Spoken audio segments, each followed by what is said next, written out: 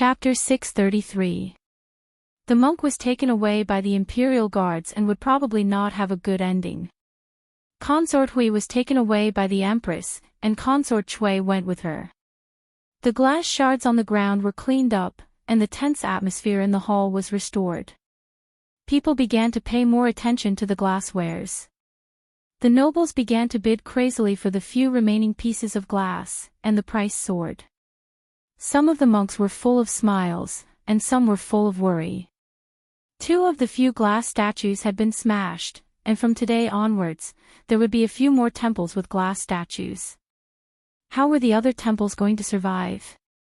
How were they going to attract believers? How were they going to receive incense? The man surnamed Shen looked at Shen Su and said, "Su Su, let's go over. Your mother and the aunt are over there." Shen Su nodded and said, "Father, you go first. I'll be right there." After her father left, Shen Su turned around and looked at the person behind her. She bowed slightly and said, "Thank you, Your Highness, for just now." Li Xian waved his hand and said, "It's what I should do." Then, he asked with some doubt, "You really don't know Shen Shu?" "That's my older brother." Shen Su nodded and turned to leave. "I knew it." Li Xian's face showed a look of realization. "Miao Yu, the imperial physician is here. Let's go over there."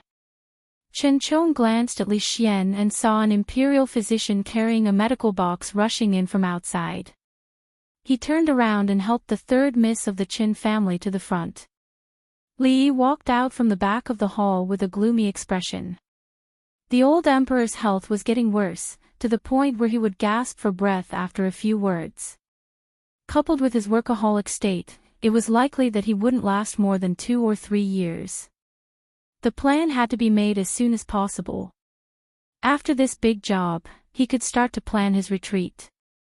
By doing both at the same time, he would at least have one more choice. Everyone saw him walk out from the back of the hall with an ugly expression and different thoughts. Old General Shui walked over, patted him on the shoulder, and said, "It's all right, it's just 20 or 30,000 taels of silver.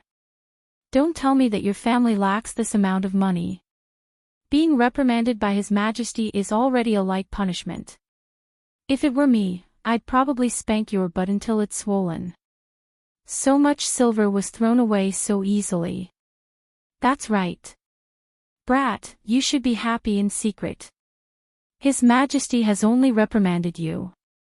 If it was someone else, I'm afraid that their head would have already fallen off." Old General Ma also walked over and said. Li Yi was startled and said, "Generals, you have misunderstood. His Majesty did not reprimand me just now. The old emperor really did not reprimand him." The 2 of them had a detailed discussion about the distribution of the loot. In the end, Li Yi still did not manage to convince the old emperor not to collect taxes. He had already lost hundreds of thousands of taels of silver, and with the addition of the 30% tax, he would be able to scam another 10,000 taels of silver. If you say he did not reprimand him, then he did not reprimand him. The 2 old generals looked at each other and smiled. They understood that young people cared about their reputation. With His Majesty's stingy character, it would be strange if he did not reprimand him for wasting 20 or 30,000 taels of silver. The head of the Wang family walked past Li Yi. The 2 of them looked at each other for a moment, and both of them revealed a smile that only the other party could understand. Old General Shui touched his chin and asked doubtfully, "You brat, when did you hook up with the Wang family?" "They are the god of wealth." Looks like His Majesty is starting to be dissatisfied with him. On the other side, in a corner, someone glanced over and said coldly. Another person replied, "He has become arrogant because of the emperor's favor. He only has himself to blame for what has happened today. If that's the case, we can add fuel to the fire behind his back. When he really loses the emperor's favor." An inexplicable smile appeared on one of their faces. When that time comes, be it the imperial consort, the Chui family, or the Qin family, none of them will tolerate him. Li Yi found a random reason to brush off old General Shui. As he walked through the main hall, he paid a little attention to the money. This time around, there should be at least 300,000 taels of silver in his account. No wonder the old emperor's eyes were green when he looked at him. Fortunately, this was an emperor with integrity and a bottom line. If it was another incapable ruler, he might even kill and rob people of their wealth. When he walked out of the main hall, he saw Emmingsu standing there alone. Hearing the voice behind her, Emmingsu turned around and looked at him. Father didn't talk to you about the glass statue, right? Your Highness, you have to work hard. Li Yi walked over and patted her shoulder. He sighed and turned to leave. Looking at his back, Emmingsu had a puzzled look on her face. Inside the main hall, the last glasswares had been bought by one of the nobles. At this point, all the glasswares had new owners. There were dozens of colored glazed wares, including Buddhist statues and Buddhist beads, which could only be used by the Buddhist sections. What the nobles could really get was less than half of it. Most people were just here to appreciate it and broaden their horizons. The monks did not return to the temple in satisfaction. Only a small number of temples got what they wanted. More monks began to worry about the incense offerings in the temples in the future. At this moment, the head of the Wang family walked out and said with a smile, "What a coincidence." A few days ago, the Wang family bought a batch of glasswares from a foreign merchant. I wanted to keep them, but seeing that His Majesty donated all the treasures in the palace for the sake of the country and the people, I felt deeply ashamed and decided to sell those glasswares. Half of the proceeds will be donated to the national treasury. I have already asked His Majesty. 3 days later, there will be a glass bazaar in Hibiscus Garden. At that time, I hope that everyone will do me the honor. When everyone heard this, they were all stunned. Although the foreign country was small and remote, it was rich in rare treasures. This was something that everyone knew. The Wang family bought a large batch of glass from the foreign merchant. It seemed that there was a lot of it. Just now, there were many people who were depressed because they did not buy any glasswares. At this moment, there was some hope in their hearts. If there was a large batch of glasswares, then wouldn't their chances of getting it be very high? May I ask Brother Wang, how many glasswares does the Wang family have? A middle-aged man stood up and asked. The head of the Wang family smiled and said, "It will definitely satisfy everyone present." This explained a lot. A monk asked, "May I ask if there are any glass Buddha statues?" That foreign country is far away overseas. It is a Buddhist country. The head of the Wang family only finished half of his sentence. The faces of countless monks were glowing. This sentence meant that there were not only Buddha statues, but there were a lot of them. All the merchants in the capital knew that the foreign merchants were their god of wealth. The things they brought were precious and not expensive. If they were sold, they could make a profit of 10 times or even dozens of times. It was a pity that foreign merchants were hard to come by. County Uncle Li met one and gave the princess a statue. The Wang family also met one, and it seemed that the harvest was even bigger. Although they had to donate half of it to the national treasury, they might still make a profit this time. These days, they were also looking for foreign merchants all over the capital. Why did such a good thing not fall on them? Of course, even if it fell on them, they would not be like the Wang family, throwing out hundreds of thousands of taels of silver just to please the emperor. No one knew when it started, but there was a wind of glass in the capital. In the brothels, in the streets, everyone was talking about it. It was said that the threshold of the Cold Mountain Temple had been trampled 3 times in a short period of time. A temple without a glass statue was a broken temple. It could not attract enough believers. A rich and powerful person without glasswares was not a rich and powerful person. If there were not a few glasswares in the house, would you dare to call yourself a rich and powerful person? Where was the power, and where was the nobility? Colored glaze represented status and luck. Everyone wanted to get their hands on it. Now, this opportunity had come. The head of the Wang family instantly became the focal point of the entire whole. The crowd surrounded him in layers and layers. At the catering bureau, the chef was about to cry. County Uncle Li, Lord Li, Director Li, these dates are ordered by Imperial Concubine Chui to make date cakes tomorrow. Then I'll leave half for you, Li Yi said after thinking for a while. The chef shook his head fiercely. 70%, no less. 60%. If not, I'll ask the eldest princess. Someone, weigh the dates for County Uncle Li. Chapter 634. When Li Yi got the news about Princess Hui and the monk, it was already the afternoon of the next day. Princess Hui was a princess after all. She had the support of the Chui family and noble consort Chui. In addition, the Qin family and the Shin family did not pursue the matter. Her final punishment was to be grounded for 2 months. She had to copy the women's scripture and women's commandments 50 times each. She was grounded in a certain palace. During these 2 months, no one was allowed to visit her. Of course, the 2 glass statues were ultimately still on the Hui King's head, and he was fined a total of 100,000 taels of silver without any mercy. Even for a king, this was not a small sum. The punishment for the monk was even more severe. In order to reduce the number of people killed, the old emperor was not willing to kill for the next 2 years. Usually, he would be released after a few hundred years in prison. Of course, during the period of prison, those who had money and those who had strength and power could save a few years of prison time. This was just a small accident and did not affect the overall situation. The Wang family's colored glaze bazaar would be held as scheduled in 2 days. The location would be in Lotus Garden. From today onwards, the news would spread throughout the entire capital. This time, there would be more dignitaries and monks. Even the wealthy merchants in the capital who were not of high status but had a lot of silver would be invited. With such a large scale and lineup, everyone couldn't help but wonder how much glass the Wang clan had bought from the foreign merchants. Why hadn't they heard anything about it before? The entire capital was searching for foreign merchants, but those people seemed to have suddenly disappeared without a trace. Everyone could only first set their sights on the Wang family's glazed bazaar in 2 days' time. Li Yi's gaze fell on Mississippi Lu. Out of money again.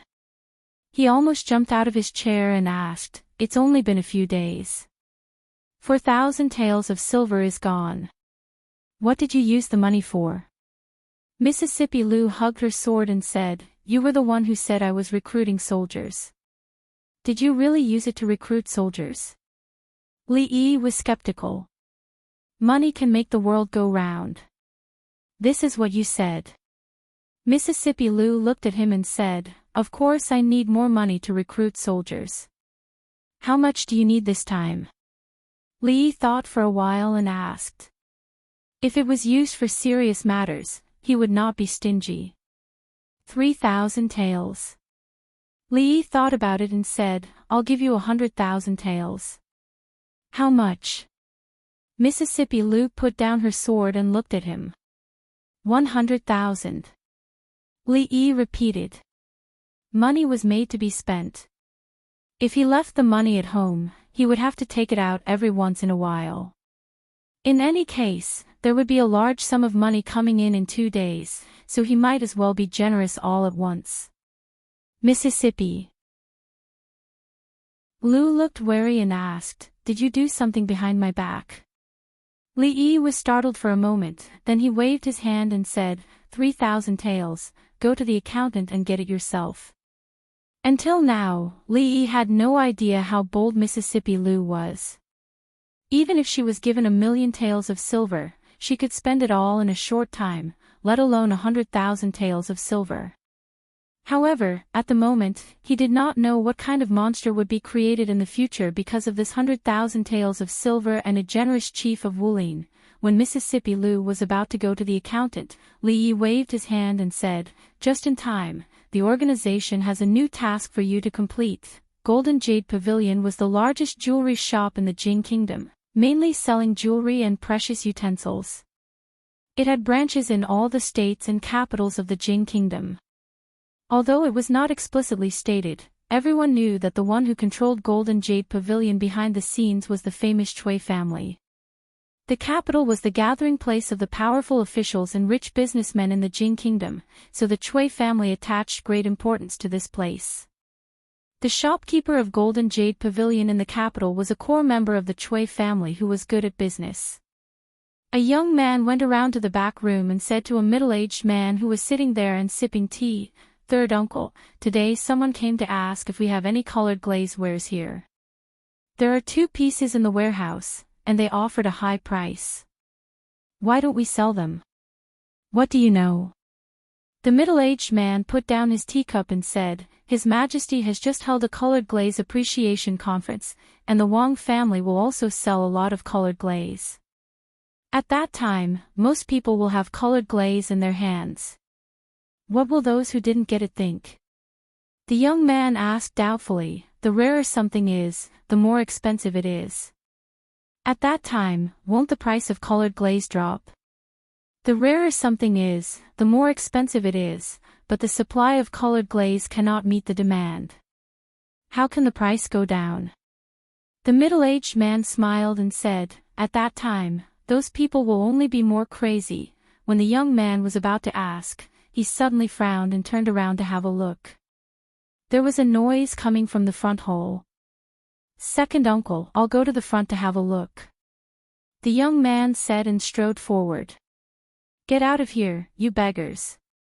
Don't disturb the business of Golden Jade Pavilion."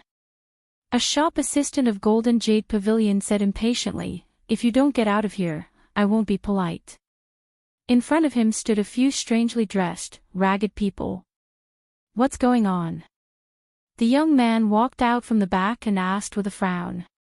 Seeing the young man come out, the shop assistant immediately put on a flattering smile and said, "Young master, there are a few beggars. I'm going to drive them out. There are guests coming in. Go and do your work. I'll talk to them." Seeing someone coming in, the young man pointed at him and said, "Young master, these people." The shop assistant seemed to want to say something. "Go." The young man waved his hand and the shop assistant had to leave. The young man looked at those people and said, "You beggars, there's nothing here for you. Go quickly." The beggar in the front looked at him and seemed to be a little anxious. He said, %yen %yen #at. The young man was stunned and asked, "What did you just say?" %yen %yen #at. The expression on the man's face became more anxious. The young man finally realized something and a trace of anger appeared on his face. He said, "Bastard, how dare you tease me? Someone, drive them out." "Wait." A voice suddenly came from behind. The middle-aged man came forward and looked at those people suspiciously. He asked, "Are you from a foreign country?" Then he seemed to realize something and asked again, "Do any of you understand Chinese?" Behind them, a man with messy hair and a somewhat thin body walked out. His appearance was obviously different from ordinary people. He stuttered and said, I understand a little. Your words, are you from a foreign country?" The middle-aged man asked with a trace of joy on his face. No. The man opposite him showed a proud expression and said, We are from the Great Britain and Northern Ireland Union, United Kingdom. The Unsetting Sun Empire. The middle-aged man's face was filled with excitement. He didn't care whether these people were from the Kingdom of Madness or the Kingdom of the Unsetting Sun. Just by looking at their appearance, their broken Mandarin, and the big boxes behind them, he knew that these people were probably foreign merchants. The foreign merchants that the entire capital was looking for. The middle-aged man suppressed the excitement in his heart and asked, "What are you doing here?" "We have a lot of glass. We want to sell it to you," the man said. He turned around and waved to the people behind him.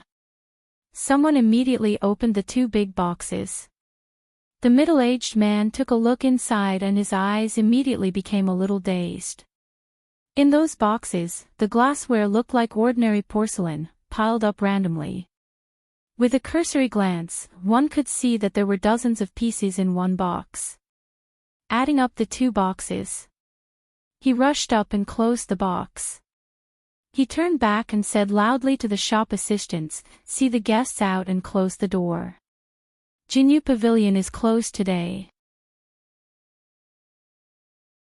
Chapter 635. You said that when you came here, there were 50 people. You crossed the sea, experienced a lot of hardships along the way, encountered the wrath of the sea god, the turning of the earth dragon, and were almost robbed by bandits. Only the 5 of you survived. The man surnamed Shui frowned and asked. The man with messy hair had a sad look on his face. He nodded and said, "My companions are all dead. We are the only ones left. What foreign country is so far away that you have to drift on the sea for half a year?" The man surnamed Shui asked suspiciously, "What country did you just say you came from?" "Great Britain." The man looked sad and said, "Great Britain." He looked up at the sky and said, "Great Britain, hashtag at yen%. The United Kingdom, the great rising sun city." All right. The man surnamed Shui waved his hand. He didn't care about the Great Britain Kingdom. He had just identified that the colored glass was real, which was enough for him. "Is this the only colored glass you have?" he asked with a smile on his face. The man from Great Britain said in a trembling voice, "It's broken, it's all broken, there are only 2 boxes left." No wonder these people looked so embarrassed. It was not easy for them to have these pieces of colored glass after such a rough experience. The man surnamed Shui showed a regretful expression on his face, but it soon disappeared. He looked at the man and said, 10,000 taels, I'll give you 10,000 taels. Leave these 2 boxes. 10,000 taels is enough for the 5 of you to live happily here for 10 years. What foreign merchants like to do the most was to use precious treasures to exchange for some cheap things. The man surnamed Shui secretly remembered the tongue-twisting country just now. This country must be rich in colored glaze. The Wang family's colored glaze might have been bought from the merchants of that country. 10,000 taels. The man opposite shook his head and took out a small Buddha statue from the box. He said, 10,000 taels, this is for you. I know that colored glass is very precious here. The man surnamed Shui was stunned for a moment, then his face sank. These foreign merchants actually knew the trade. Originally, he wanted to use 10,000 taels to send them away. If he sold these things, he would probably get 100 times the profit. With such a great contribution to the family, his status in the Chui family would rise. However, he didn't expect that these foreign merchants seemed to have already figured out the market of Liuli. It wasn't easy to deceive them. A smile appeared on his face again as he said, I don't know if you've heard of this saying, the rarer something is, the greater its value. If there are too many of these colored glazes, they will naturally become worthless. In that case, we'll take our leave. The man nodded, turned around, and said a few words to those people. At hashtag yen%, and after they responded, they picked up the 2 boxes and prepared to leave. The smile on Mr. Chui's face froze. He cursed inwardly that these foreign merchants were so decisive.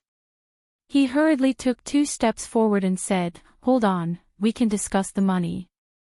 The foreign man said, We don't want money. If you don't want silver, then what do you want? Chui frowned slightly. The foreign man turned around and looked around the golden jade pavilion. Mr. Chui finally realized something, and his frown deepened. Please sit here for a while. Let me think about this matter for a moment. Soon, a smile appeared on his face as he said, Chui Wu, serve tea to the guests. Second uncle, we can't eat so much colored glaze, in the back hall, Mr. Chui sat on the main seat. The young man looked at him and said hesitantly, "Of course I know we can't eat it." Mr. Chui waved his hand. How could a branch of the Golden Jade Pavilion in the capital eat 1,000,000 taels of business? They couldn't come up with so much money in a short time. Those foreign merchants proposed to barter with the treasures of the Golden Jade Pavilion for the colored glaze. Their idea was ingenious. They probably wanted to return to their foreign countries and sell the jewelry and other things. It was said that these things were very popular in the foreign countries. "Second uncle, should we?" The young man pondered for a moment. He suddenly looked at him and made a gesture of slitting his neck. "Foreign people's lives are cheap, but now we are in the shop. It's not good to do it. I will hold them for a while. You go and arrange people. Once they go out of the city." Mr. Chui pondered for a moment and said in a low voice, "Second uncle, I understand." The young man's face lit up. He quickly walked out of the lobby and went out through the back door. A cold smile appeared on the face of the man surnamed Shui. It was just a few foreigners. If they died, then so be it. A case without a head or tail would not be investigated by the government. As long as it was not in front of the people of the capital, even if the investigation led to the Chui family, they could easily settle it. After the time it took to drink a cup of tea, the man surnamed Shui walked out with his signature smile on his face. "All right, we'll do as you say. However, before that, let's first estimate the value of these stones." An hour later, several people with disheveled hair and ragged clothes came out of the Golden Jade Pavilion in the capital. Each of them carried a bulging bag and soon disappeared in the crowd. Inside the Golden Jade Pavilion, several assistants looked at the shelves around them. Just now they were full of goods, but now they were empty. They looked at the dazzling colored glaze in the 2 boxes. It was hard to describe their feelings. After asking people to move the 2 boxes away, Mr. Chui came to the back hall and suddenly said, "Is it all arranged?" "It's all arranged. I sent 20 good men to follow them. As long as they go out of the capital, they will be killed immediately and our goods will be taken back." Mr. Chui nodded and sat back in the main seat. After taking a sip of tea, a strange smile appeared on his face. At the gate of the city, several men in ragged clothes like beggars and carrying a few big bags went out of the city. The man walking in front suddenly said, "Lao San, what's the matter with you?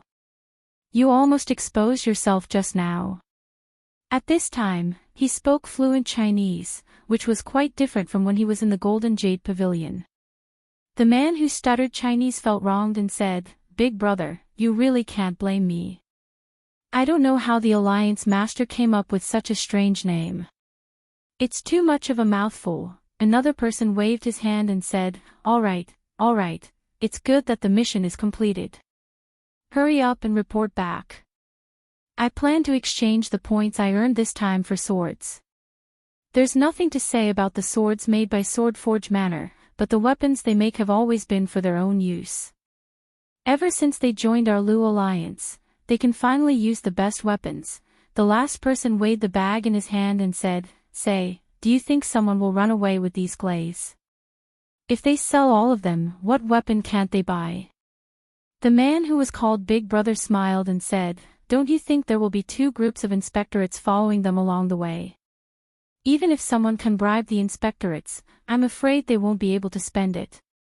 Although the world is big, there are even more martial artists. Where can they escape to?" That's right, Big Brother is right. It's impossible to run away with glaze. It's only because we are in the capital that the Alliance Master trusts us. Everyone else is followed by the inspectorates. Who would dare to be greedy? What's more, silver is nothing. If the Alliance Master is willing to give us some pointers, we can easily get on the heavenly list. Isn't this much more important than those worldly possessions? All right. The Big Brother stopped and said, "Put these things down first." Quickly take care of those guys behind us and report back. Chapter 636. Why aren't they moving? In the forest hundreds of feet behind them, someone whispered in a low voice. Ever since these foreign merchants left Golden Jade Pavilion, they were ordered to follow behind them. Foreigners were foreigners after all. They did not have the slightest vigilance. Carrying treasures worth hundreds of thousands of taels of silver, they swaggered on the road. All the way out of the city, the roads they took became more and more remote. They were simply thinking about the people following behind them. In the wilderness, there was no place more suitable for killing people, robbing treasures, and destroying corpses. Once they walked a bit further and reached an even more desolate place, they would be able to make their move. Suddenly, someone whispered, "Why aren't they moving?" They put the things down. Not good, they seem to have found us. The leader was also stunned when he heard the words, but then he slapped a man's head and said, "What are you panicking about? There are only 5 of them. Even if they find us, what can they do? Let's do it." 20 silhouettes dashed out of the forest and headed in the direction of the 5 people. One of the men carefully put aside the bag he was carrying and said, "Brothers, you take a break and leave these people to me." A man next to him gritted his teeth and said, "Don't do this. Second brother has just broken into the heaven list. Everyone treats me as a soft persimmon. I have been challenged 18 times in 3 days. It's really hard to calm down if I don't vent my anger." On the opposite side, the 20 people who took out black cloth to cover their faces were surprised to find that the 5 people not only didn't escape, but even 2 of them directly faced them. "Kill." The leader whispered and unsheathed his long saber. After a quarter of an hour, the 20 people had bruised noses and swollen faces. Their clothes were taken off, leaving only a crotch cloth. They were tied to the tree with their hands behind their backs. Their faces were extremely pale, and their expressions were of horror and despair. "Spare my life." They watched as the foreigners tore off their loincloths. They seemed to have thought of something, and their foreheads were drenched in sweat. "You don't talk about morality." One of the foreign men looked at them and stammered a few words. He patted the long saber in his hand, which made everyone's heart tremble. "Big brother, why didn't you just kill them just now?" A slightly younger man quickly stepped forward from the forest and asked. The man shook his head and said, 20 lives, the government will definitely investigate to the end. If they find something, won't it cause trouble for the Alliance Master? Don't worry, after losing so much face, these people definitely won't make too much noise. They got lucky." The conversation died down, and the footsteps gradually faded away. After an unknown period of time, a voice came from another part of the forest. 2 figures walked into the forest. One could vaguely see that they were a man and a woman. "San Lang, don't worry," there seemed to be the sound of clothes being taken off, followed by the woman's somewhat worried voice, "San Lang, won't others see us here?" "I won't." The man's breathing was a little heavy. All right then," the woman said softly, and the rustling sound began to grow louder. "Can the 2 of you wait for a moment?" Suddenly, a voice came from behind them. The woman's face instantly turned pale. She turned her head to take a look, and in the next moment, a scream could be heard. You, don't run away. Come back. Please help us, we will repay you in the future." 20 servants of the Chui family were stripped naked and tied up in the forest outside the city.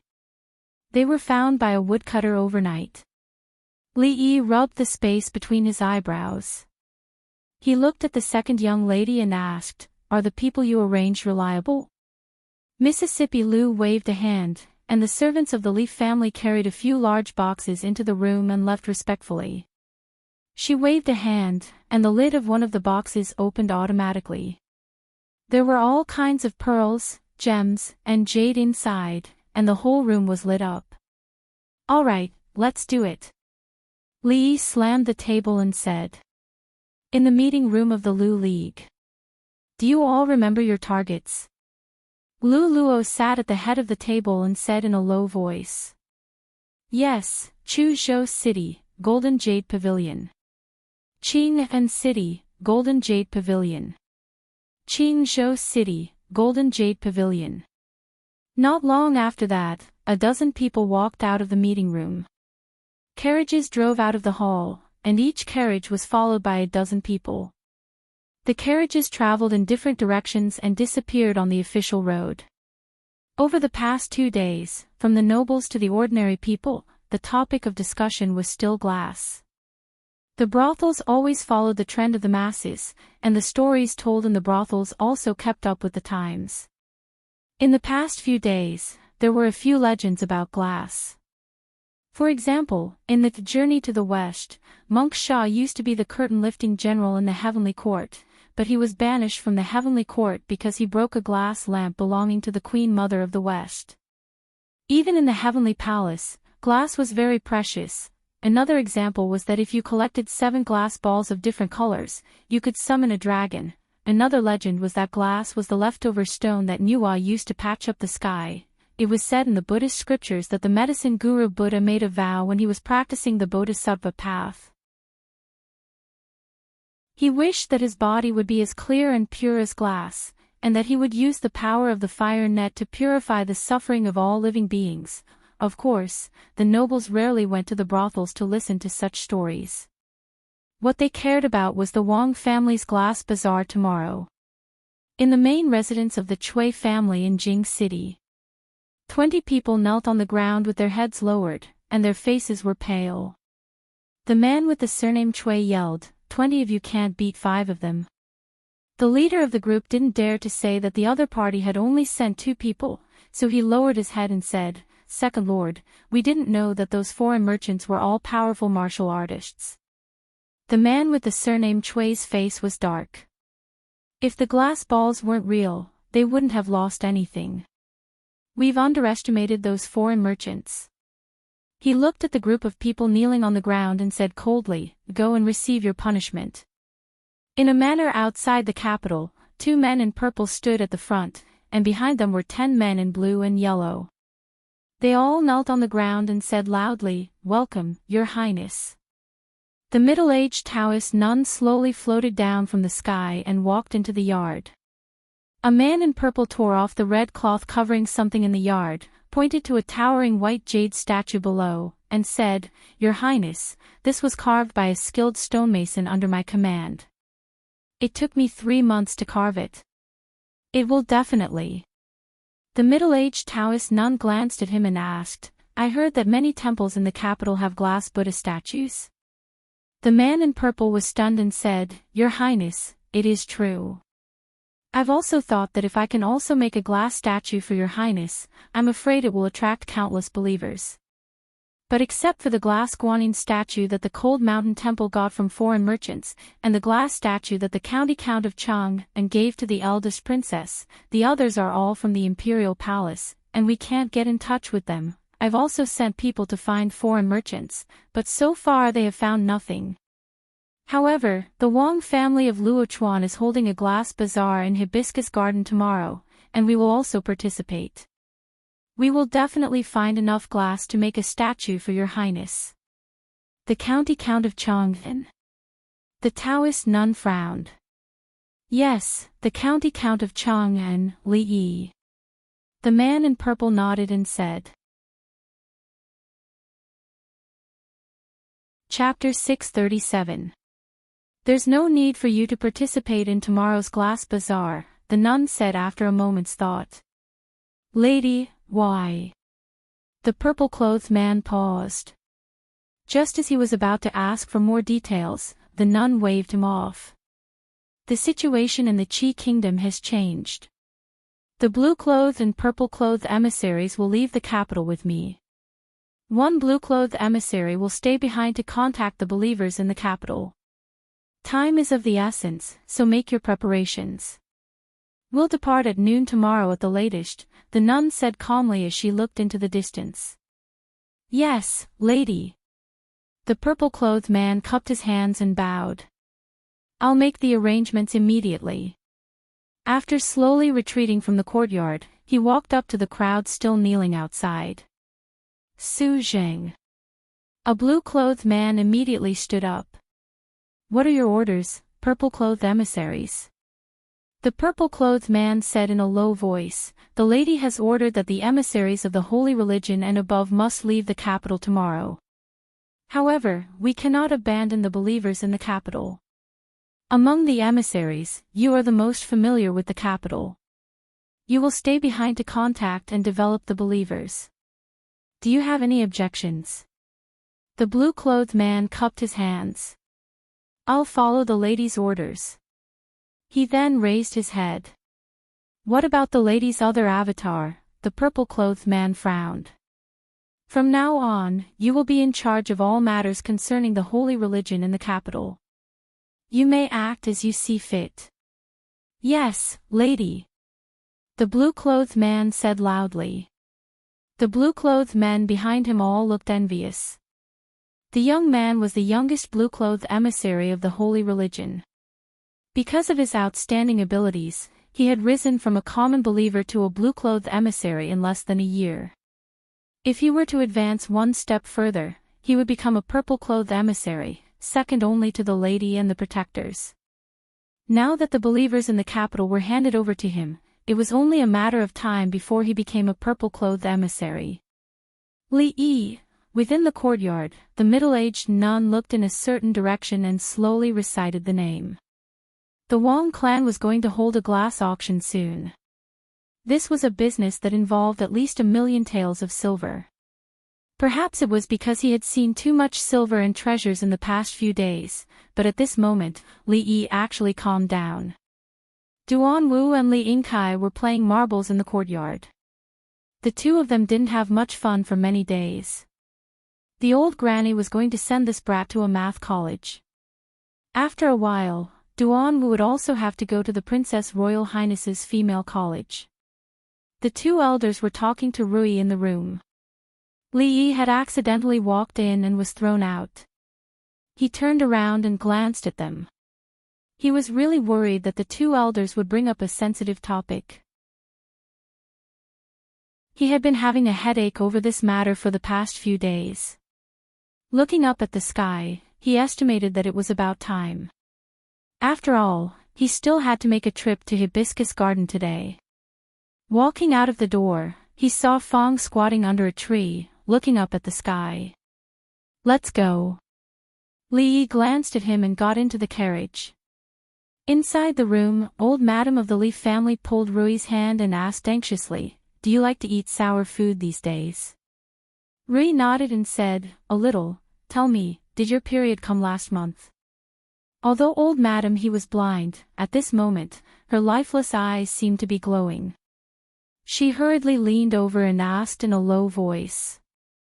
Rui blushed and said, last month, not last month." Old Madam Li's face immediately revealed an ecstatic expression. She said, quick, go find a doctor. "You two are so old, why don't you know anything?" Looking at old Madam Li who hurriedly went out to make arrangements, Rui opened her mouth, but in the end, she didn't say anything. It was just a habitual discomfort. Even a grandmaster couldn't avoid these matters with women. Sometimes, she even wished that she wasn't a grandmaster. Now that the Li family was considered influential, they naturally had to find the best doctor. After an hour, a famous doctor in the capital was helped out of the carriage. He was dizzy from the jolting along the way and first held onto a tree outside to regain his composure. Before he could regain his composure, he was dragged into the mansion by a man. The man's surname Su said impatiently, "If you want to vomit, you can vomit later. Let's get down to business first." The doctor had a helpless expression on his face, but he also knew that he couldn't afford to offend this family, so he was dragged in by the man. Not long after, the doctor withdrew his hand from the woman's wrist. "How is it? Are you pregnant?" Old Madam Li asked impatiently. Although the woman didn't say anything, there was a look of anticipation on her face. Pregnant. The doctor looked at old Madam Lee in confusion and shook his head. I haven't felt the pulse of pregnancy. Young madam, you've been worrying too much lately and have been depressed. Wait for me to write you a prescription. You'll recover after a period of time. Old Madam Lee was startled for a moment before a trace of disappointment appeared on her face. She immediately smiled and said, Then I'll have to trouble you, doctor. She turned to look at Rui and held her hand. It's all right. You're still young. There will be plenty of opportunities in the future. Rui nodded and smiled faintly. After the time it took for a stick of incense to burn, the doctor handed the prescription to old Madam Lee. Before he left, he turned back and said, Mental illness requires mental medicine. Pills can only be used as a supplement. Young madam, you should let go of the knot in your heart as soon as possible. When he finished speaking and turned around, a carriage came from the side and slowly stopped in front of the Lee mansion. A white-haired old man carrying a medicine box got out of the carriage. When he raised his head and saw the people at the gate, he was slightly stunned. Rui looked at the old man and walked up to him, saying, Dr. Liu, my husband just went out. I'm afraid he won't be back until very late. Liu Jimin shook his head and said, I'm not here to see County Uncle Lee. 2 days ago, County Uncle Lee said that Madam Lee wasn't feeling well and asked me to come and see her. It's just that I've been delayed by something these past 2 days. Rui smiled and said, If that's the case, Dr. Liu, come in and have a seat. She only vaguely knew that this Dr. Liu seemed to be an imperial physician in the palace and had a close relationship with her husband. Even if she didn't need him to treat her, she couldn't neglect him. At this moment, old Madam Lee was disappointed and didn't have much interest in this Dr. Liu. As for the doctor just now, he looked at Liu Jimin with slight dissatisfaction. After thinking for a moment, he actually went in again. Xiao Huan, go make a cup of tea for Dr. Liu. After entering the hall, Rui first ordered Xiao Huan. Yes, Mississippi, the servant girl immediately trotted away. After Liu Jimin sat down, he directly looked at Rui and said, I don't know if Madam Lee can let me take your pulse first. Rui smiled and said, My body has been much better these past 2 days. There's no need to bother Dr. Liu. She really didn't want to hear the same words a second time.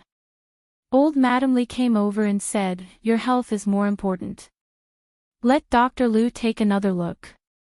She was frightened when she heard the words heart disease and heart medicine just now. It's not a bad thing to have another doctor take a look. Moreover, in her eyes, the doctor who came later had a fluttering white beard and a sage-like appearance. He seemed to be more reliable than the previous doctor. As for the doctor standing on the side, he just glanced at Liu Jimin with contempt and didn't say anything. Since he had already been invited, there was no need to invite another doctor. Didn't inviting another doctor mean that they didn't trust him? He wanted to see how good the medical skills of the old man opposite him were. Old Madam Lee's words couldn't be disobeyed. Rui thought about it and sat down on the other side. She stretched out her wrist and said, Then I'll have to trouble Dr. Liu. Liu Jimin smiled and placed one hand on her wrist. He slowly closed his eyes. Playing tricks. Seeing the old man's method of taking a pulse, the doctor's expression changed at first, but then he revealed a sneer and his face was full of mockery. It was unknown if anyone in the world knew how to use such a legendary technique. An old man who came out of nowhere was probably just bluffing people. Liu Jimin frowned, but he quickly relaxed. He opened his eyes and withdrew his hand. He stood up from the chair and said with a smile, Congratulations, Madam Lee. Rui was stunned for a moment, and a puzzled expression appeared on her face. Old Madam Lee was stunned for a moment. She seemed to have thought of something and suddenly got up. She quickly walked over and asked in disbelief, Dr. Liu, you mean, Madam Lee is pregnant? Liu Jimin said with a smile. You old man, you're talking nonsense. The doctor finally couldn't stand it anymore. He walked out from the side and said coldly, I clearly didn't feel the pulse of pregnancy just now. You quack, how dare you talk nonsense? The doctor looked at Lu Jimin and said loudly, tell me your name. I'll expose you to the government. I won't let you continue to swindle people. Madam Li is pregnant not long ago. A quack really can't feel the pulse of pregnancy. Lu Jimin glanced at him and said, as for my name, I'm Lu Jimin. Lu Jimin, right? I'll remember you. I'll go to the government today. The doctor said a few words and suddenly seemed to think of something. He murmured, Lu Jimin, Lu. He suddenly felt his legs go weak. His face showed a frightened expression. He stood unsteadily and fell on a chair. You are Lord Lu. At this time, Xiaohuan came in from outside with tea and said, Miss, there's a monk outside looking for you. Chapter 638. The old lady looked at Lu Jimin anxiously and asked, is this true? Is Rui really pregnant? What are you talking about? What are you talking about? The doctor suddenly jumped up from his chair and looked at the old lady with dissatisfaction. What do you mean by this? Do you know who is standing in front of you? This is the imperial physician of this dynasty. Lord Lu's medical skills are unpredictable and unparalleled. If he says it's a pregnancy, it's a pregnancy. It can't be wrong, shut up. Lu Jimin glared at him. Even he didn't dare to talk to the old lady of the Li family like this. If Uncle Li heard this, what would he think of him? Lord Lu, do you want to take a closer look? The old lady was still a little uneasy and asked anxiously. Lu Jimin smiled and said, don't worry, old lady. Madam Li is pregnant not long ago. It's normal that ordinary doctors can't see it.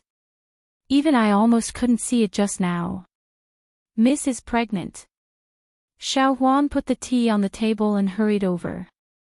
She looked at Rui's belly with her mouth wide open and asked with surprise and joy. Ba. I wonder if Uncle Li is here. My master has something for you. A voice came from outside the door. The old lady turned around and looked at the young monk. She said in surprise, it's Master Mingjing. Is Master Tan Yin here? Master Tan Yin had a high status in the hearts of Buddhist believers in the capital. The old lady couldn't neglect him and hurried forward to ask. The young monk shook his head and said, Master is meditating in the temple. He asked me to bring 2 scriptures and a prescription for Uncle Li. The little monk took out a cloth bag from his bosom and handed it over respectfully. Prescription. Lu Jimin came over and glanced at the prescription on the 2 scriptures. He said with a smile, Master Tan Yin's medical skills are indeed worthy of his reputation. This prescription is used to regulate and stabilize the fetus. It seems that the master has already seen that Madam Li is pregnant. You don't worry now, do you? Don't worry. All the wrinkles on Madame Dowager's face smoothed out. She looked at the young monk and said, Little Master Mingjing, please go back and thank Master Tan Yin for us. I will go up the mountain to fulfill my vow another day and offer enough incense for Cold Mountain Temple. When he turned back to look at Rui, his expression immediately changed. He walked over to help her and said, Why are you still standing here? Hurry up and sit down. Old madam, Rui had just opened her mouth to speak when she was rudely interrupted. What about me? This is a serious matter. You youngsters won't understand. The old madam waved her hand and said, In the future, you will stay at home and not go anywhere. You are not allowed to do anything. You are not allowed to do chores like washing and cooking. Leave it all to the servants in the manor. Which rich family in the capital would spoil their servants like you do? Madame Dowager turned around and said to the 2 maidservants outside the door with a sullen face, Did you hear that? If I see that you don't serve young madam well in the future, I'll kick you out of the house. Got it. The two maidservants hurriedly replied. In the time it took to drink a cup of tea, this news had spread throughout the Li manor. Housekeeper Li, who had always been harsh, was rarely generous. The maidservants and servants all received a lot of money. Even the horses in the stables were fed 2 handfuls of fresh grass. When Lu Jimin came, he only carried a small medicine box. When he left, even the carriage was stuffed full of gifts. The young monk was carrying a large pile of boxes. Even his head could not be seen. Sigh, the doctor from the capital walked out of the Li family's gate and put away a copper coin threaded with a red thread. He sighed with a face full of regret. Hello, second young mistress. Mississippi Lu walked through the gate and happened to see a man riding a horse straight out of the manor. She frowned. When she walked through the gate, she saw the joyful expressions on the faces of the maidservants in the manor. She was slightly startled. In Hibiscus Garden, it was a rare occasion of the year. This glazed Buddha statue, the starting price is 8,000 taels. 10,000 taels, 11,000 taels. 12,000 taels. The monks did not reject anyone who came to the Buddha statue. It was not just the capital. 3 days was enough for the monks from the neighboring prefectures to rush over upon hearing the news.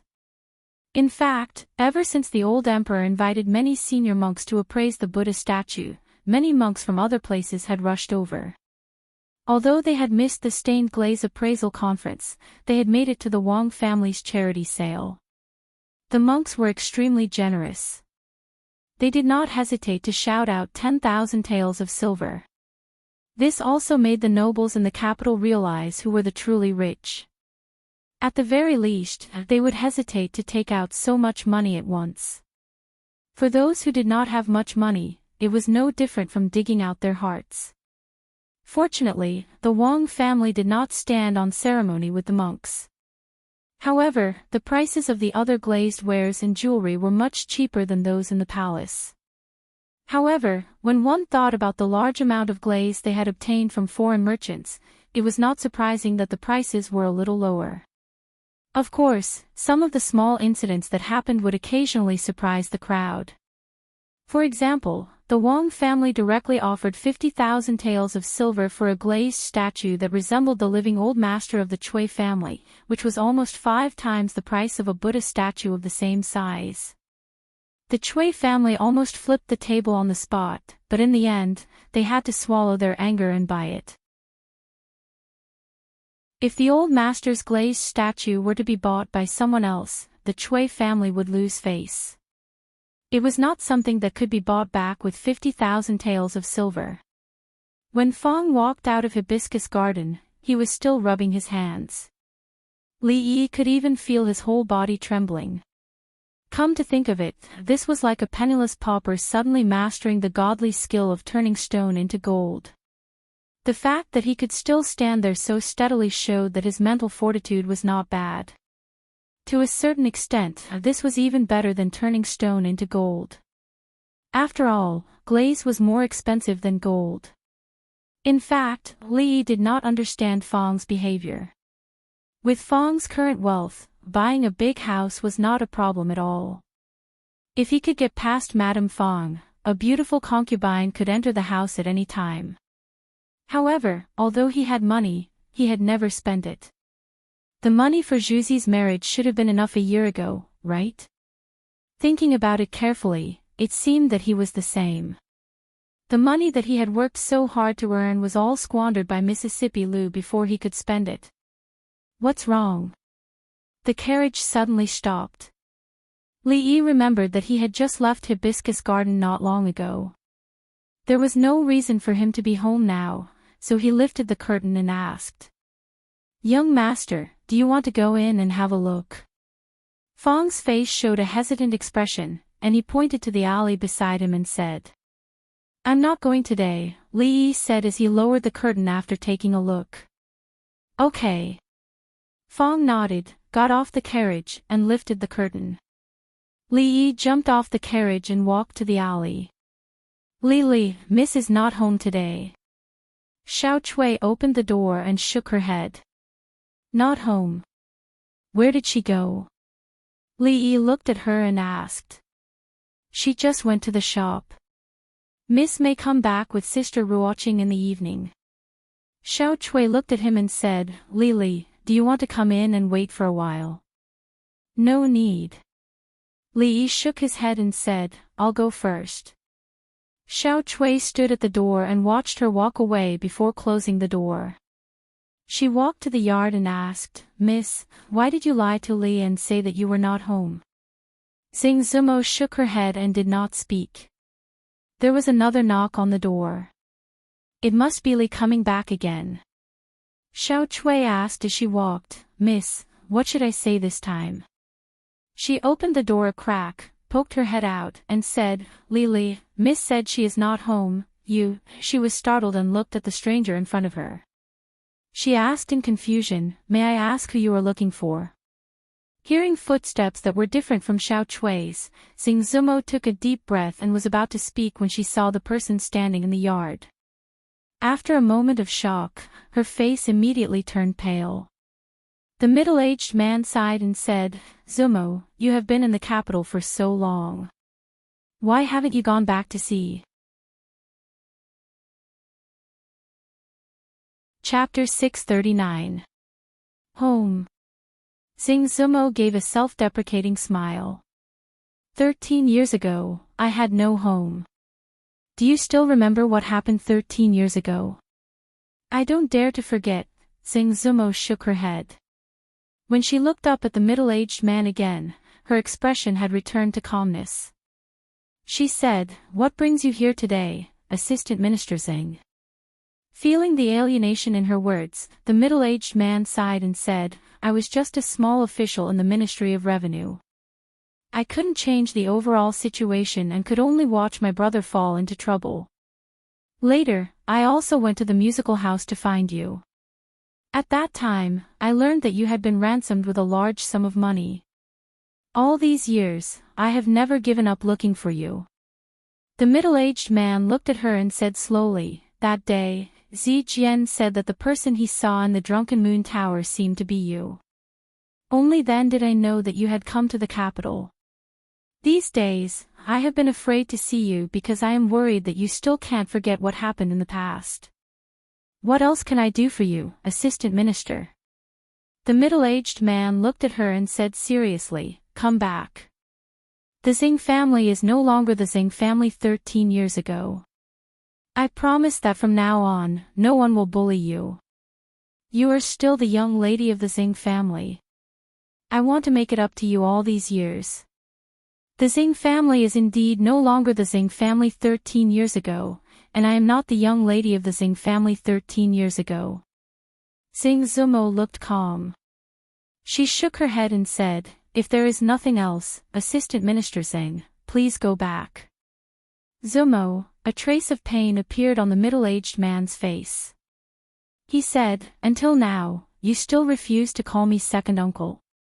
Xiaocui, see the guest out. Xing Zumo stood up and walked toward the inner yard. The moment she turned around, 2 lines of tears fell silently from her pretty face. I will come again. The middle-aged man sighed and looked up at her. There is one thing I need to remind you of. Stay away from that Earl of Chang, and the farther the better.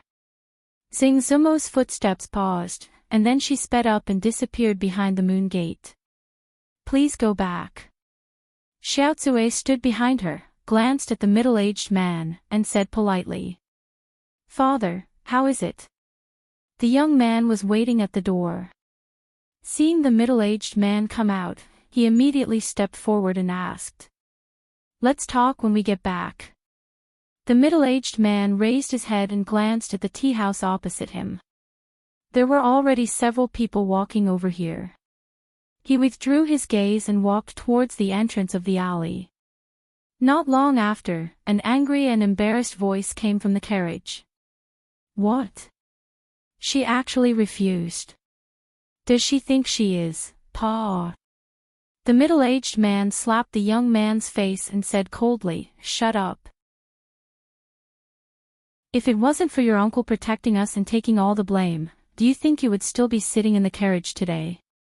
The middle-aged man glanced at him and said, we owe her too much.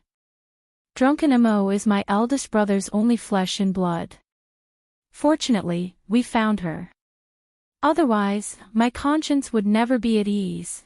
No matter what grudges you have between the two of you, from today onwards, everything will be written off.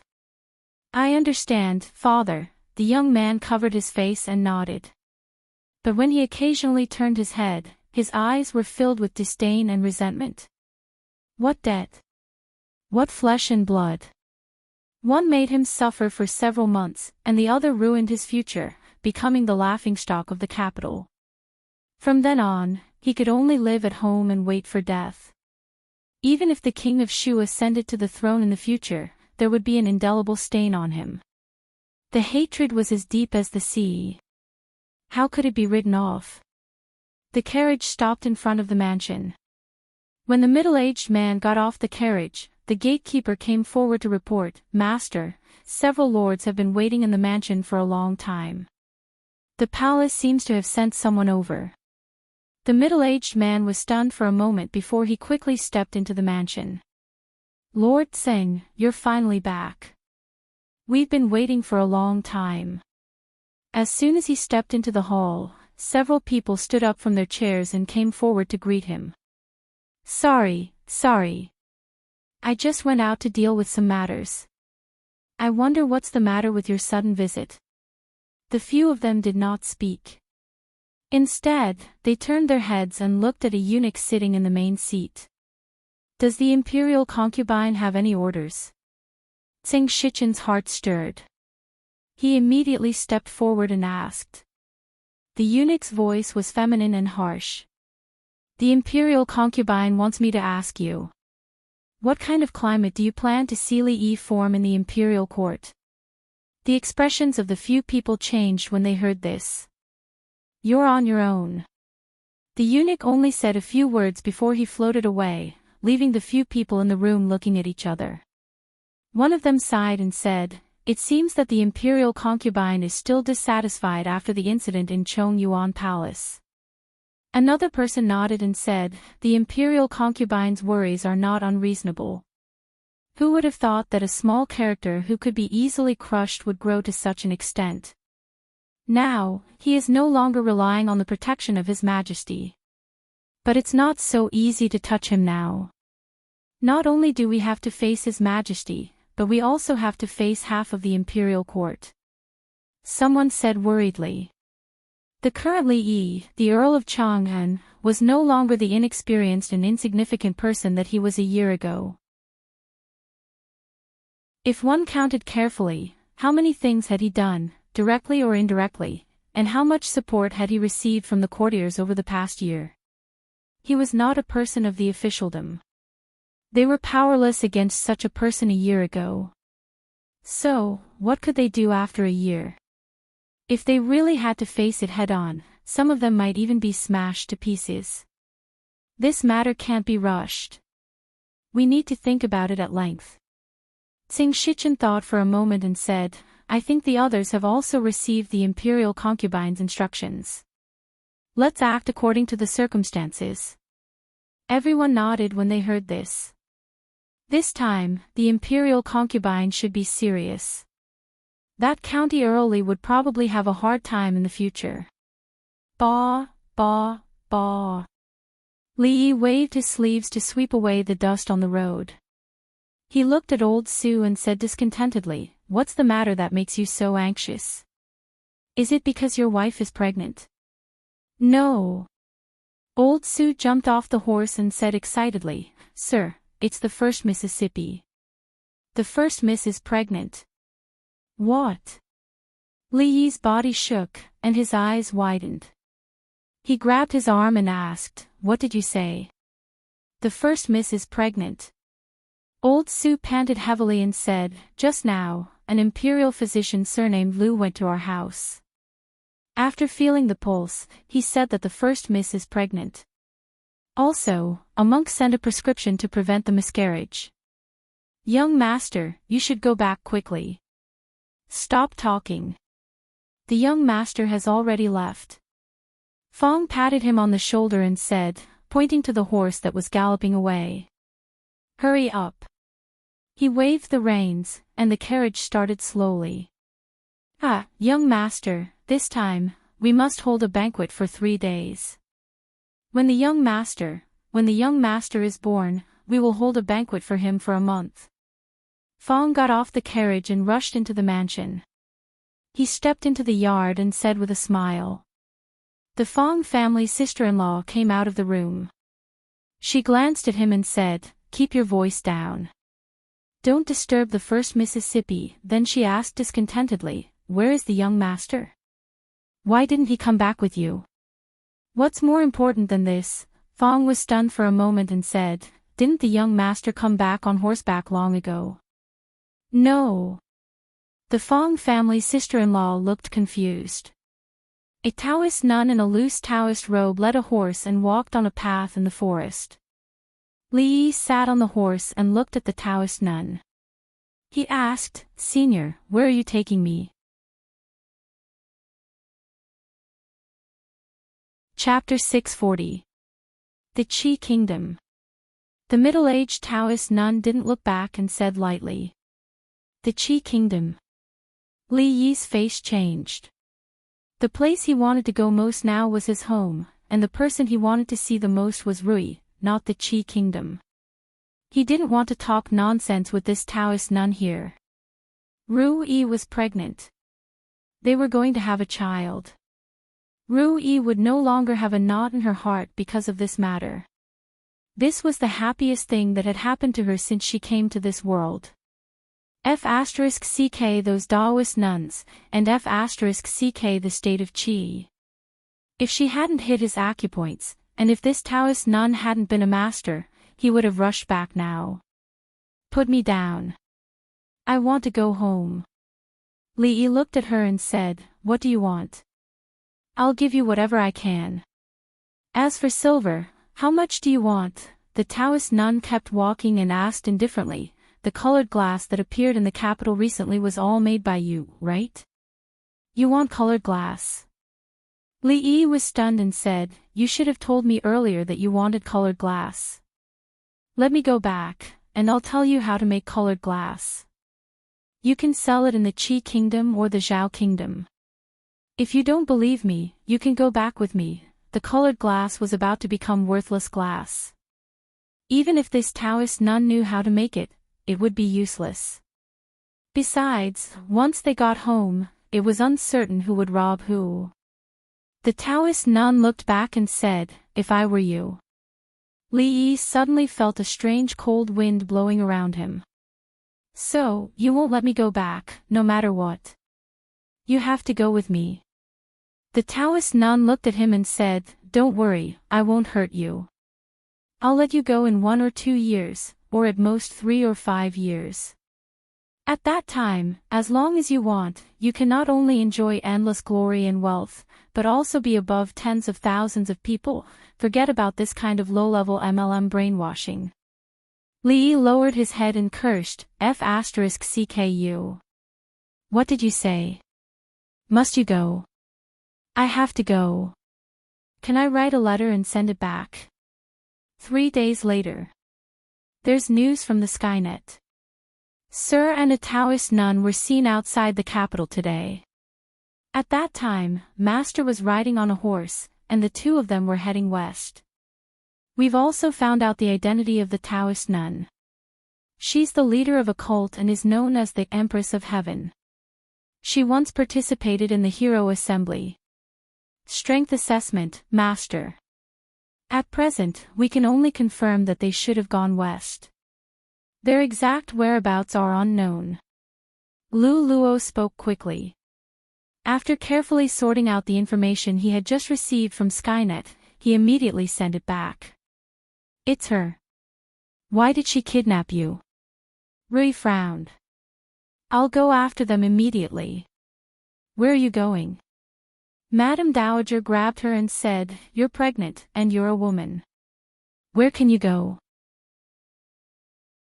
"I'll immediately send someone to the palace to report this matter to His Majesty. His Majesty will definitely send someone to investigate." It's useless. Rui shook her head. How could Madame Dowager know how terrifying the Taoist nun was? Madame Dowager shook her head repeatedly and said, no, absolutely not. If anything happens to you, how can I explain it to when he returns? It's all my fault. It's all my fault. Fong squatted on the ground and grabbed his hair. His eyes were bloodshot. Rui glanced at him and shook her head. Uncle Fong, don't be like this.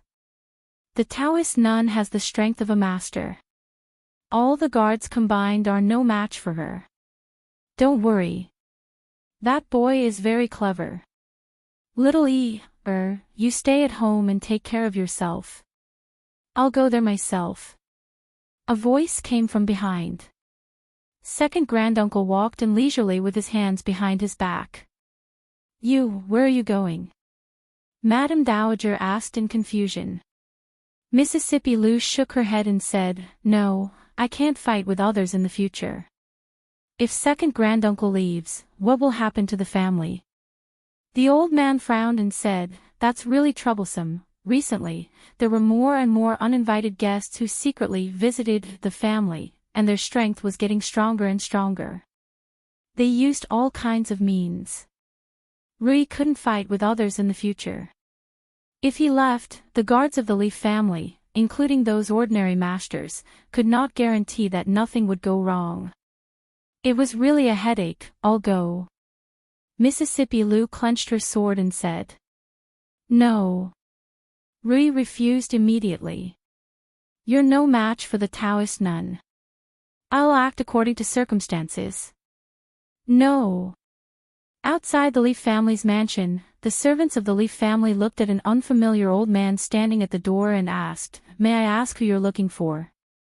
Although the old man was a little sloppy, the people who could come to the county earl's mansion were all well-known figures in the capital. They didn't dare to judge a person by his appearance. Killing a small county earl. If it weren't for the fact that I'm short of money these days, I wouldn't dare to do such a stupid thing. The sloppy old man threw a milky white lump into his mouth and said, is County Earl of Chang and Li in there? Although he was a grandmaster, grandmasters were not above the common people. They also needed to eat and drink. Although it was shameful to do this kind of killer's work, he had never cared about this kind of thing in the past. This time, he was asked by a family with whom he had a little connection when he was young to take the life of County Earl Li. 100,000 taels of silver was the reward. The servant of the Li family said honestly, no. The sloppy old man was stunned and asked, where did he go? He went out and hasn't come back yet. The old man frowned and said, in that case, I'll wait here for him to come back. As soon as the old man finished speaking, the servant only felt that everything in front of him went black, and then he collapsed on the ground powerlessly. You're lucky. 100,000 taels of silver for one life. I said one life, and I mean it. I'm a man of my word. The sloppy old man murmured and knocked out several maids and servants in the courtyard. He also casually took care of several people who looked like guards. Hearing a sound coming from a courtyard, he strode in. I only kill. The sloppy old man didn't finish his sentence.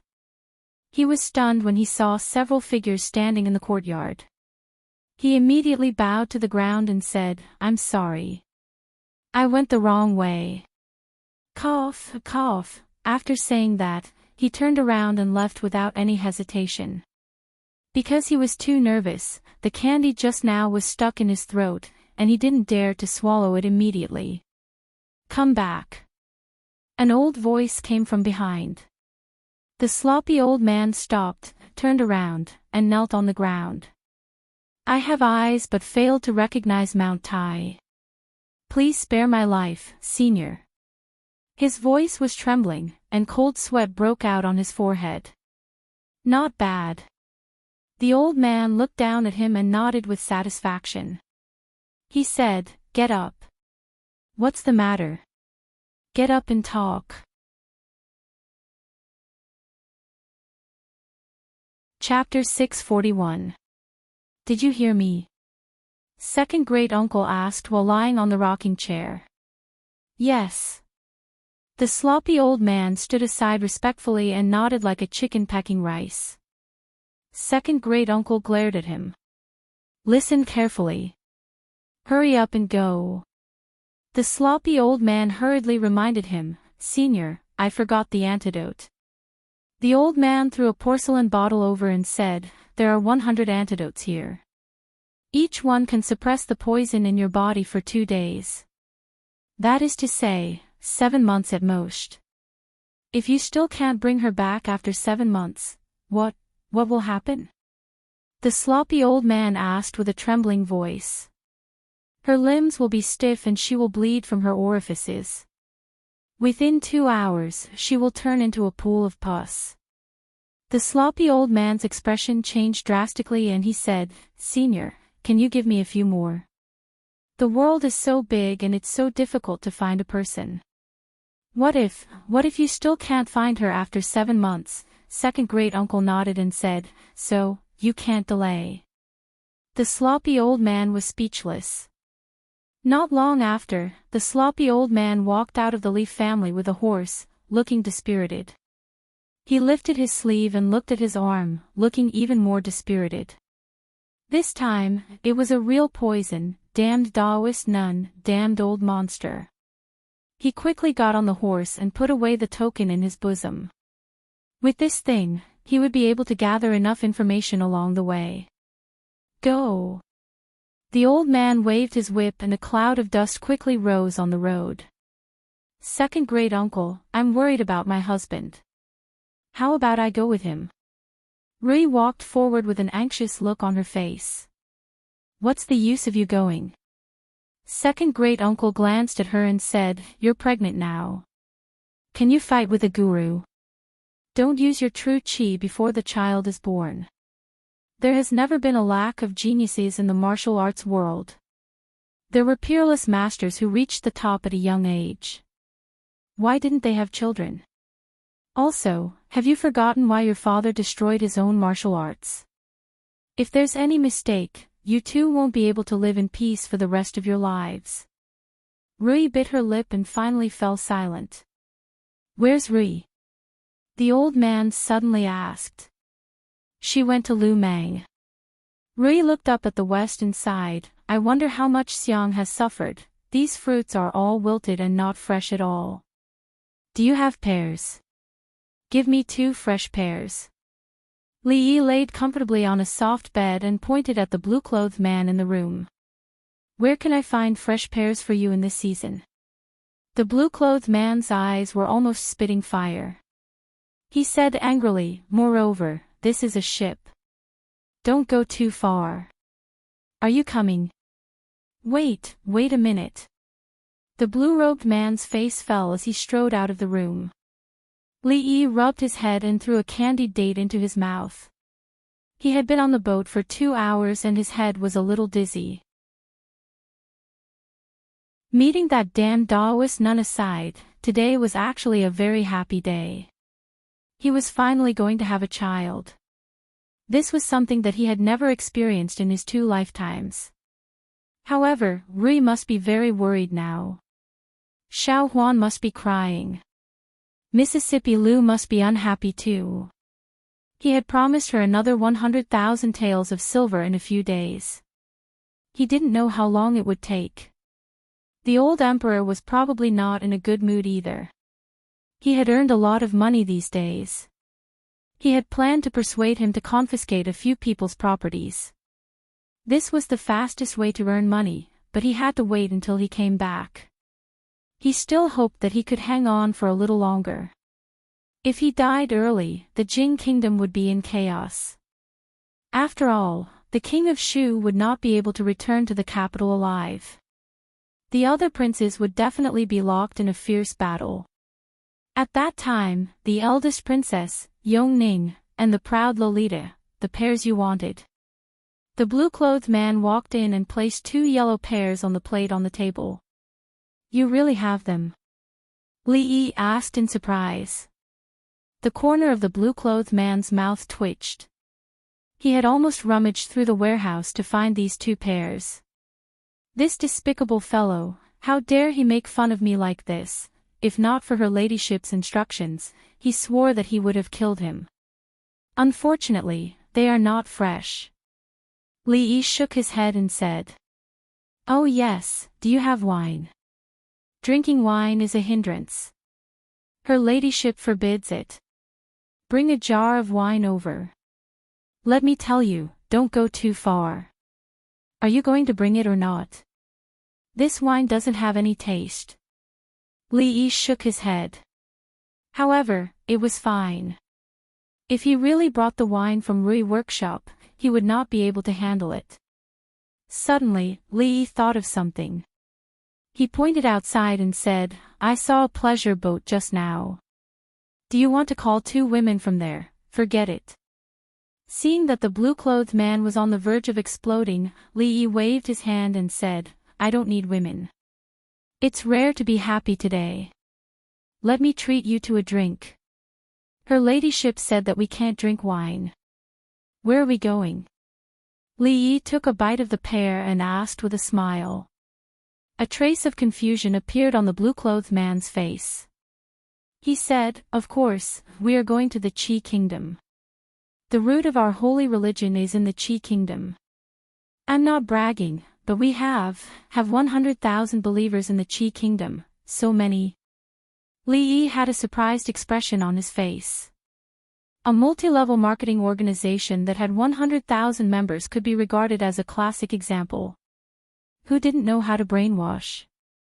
If he could get these people over, the blue-clothed man showed a disdainful expression and said, "This is nothing. Not only the Qi kingdom, but also your Jing kingdom. The holy religion has many believers. We deliberately took a detour to go to the Shu kingdom." "You know the king of Shu, right?" "Yes, I've heard of him, but I'm not familiar with him." Li Yi nodded. When he was about to continue asking, he suddenly heard a bang. The blue-clothed man fell on the table and snored. "Carry him out." The middle-aged Taoist nun walked in from outside the cabin and waved her hand. Immediately, someone carried the blue-clothed man out. "What do you think? As long as you join our holy religion, you will immediately receive the treatment of a protector. I hope you can consider it carefully. I don't even need the Lu Alliance to work for our holy religion," the Taoist nun said. When she looked up again, she found that the young man in front of her had fallen asleep on the soft couch. She frowned and turned to walk out of the room. She waved her sleeves and gently closed the door. "Keep an eye on him," she said to the 2 people at the door, then floated away. Li Xian happily stepped into the mansion. As soon as he entered, he said loudly, "I just met Lu Jimin at the palace gate."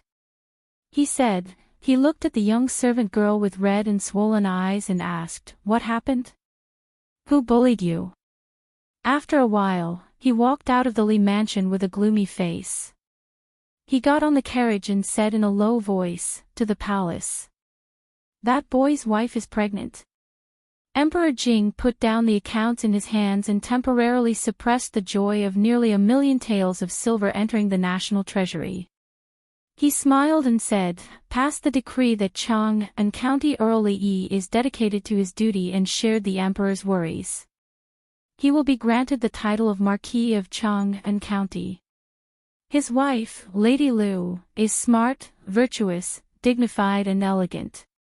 Chang De hurried in from outside the hall.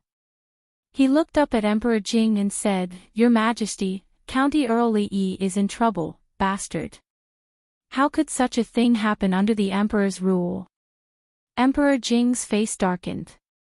The next moment, he covered his chest and frowned deeply. After a quarter of an hour, a group of fast horses galloped out of the palace gate.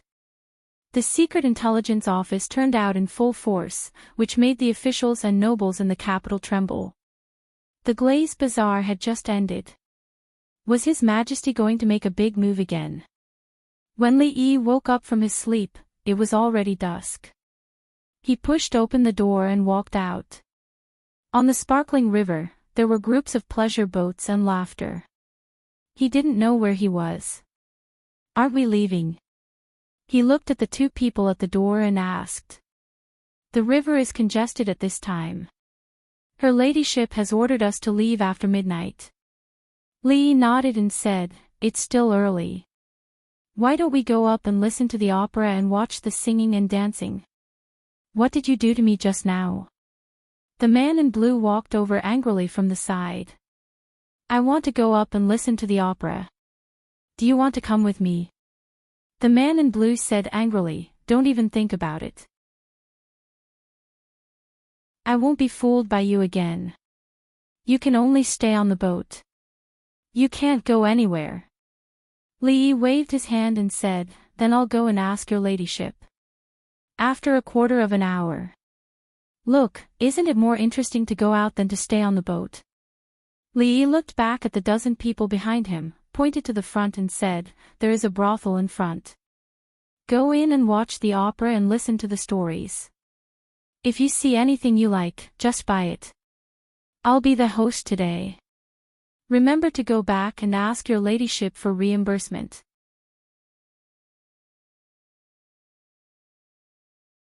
Chapter 642. Usually, they did not pay much attention to places like the brothel.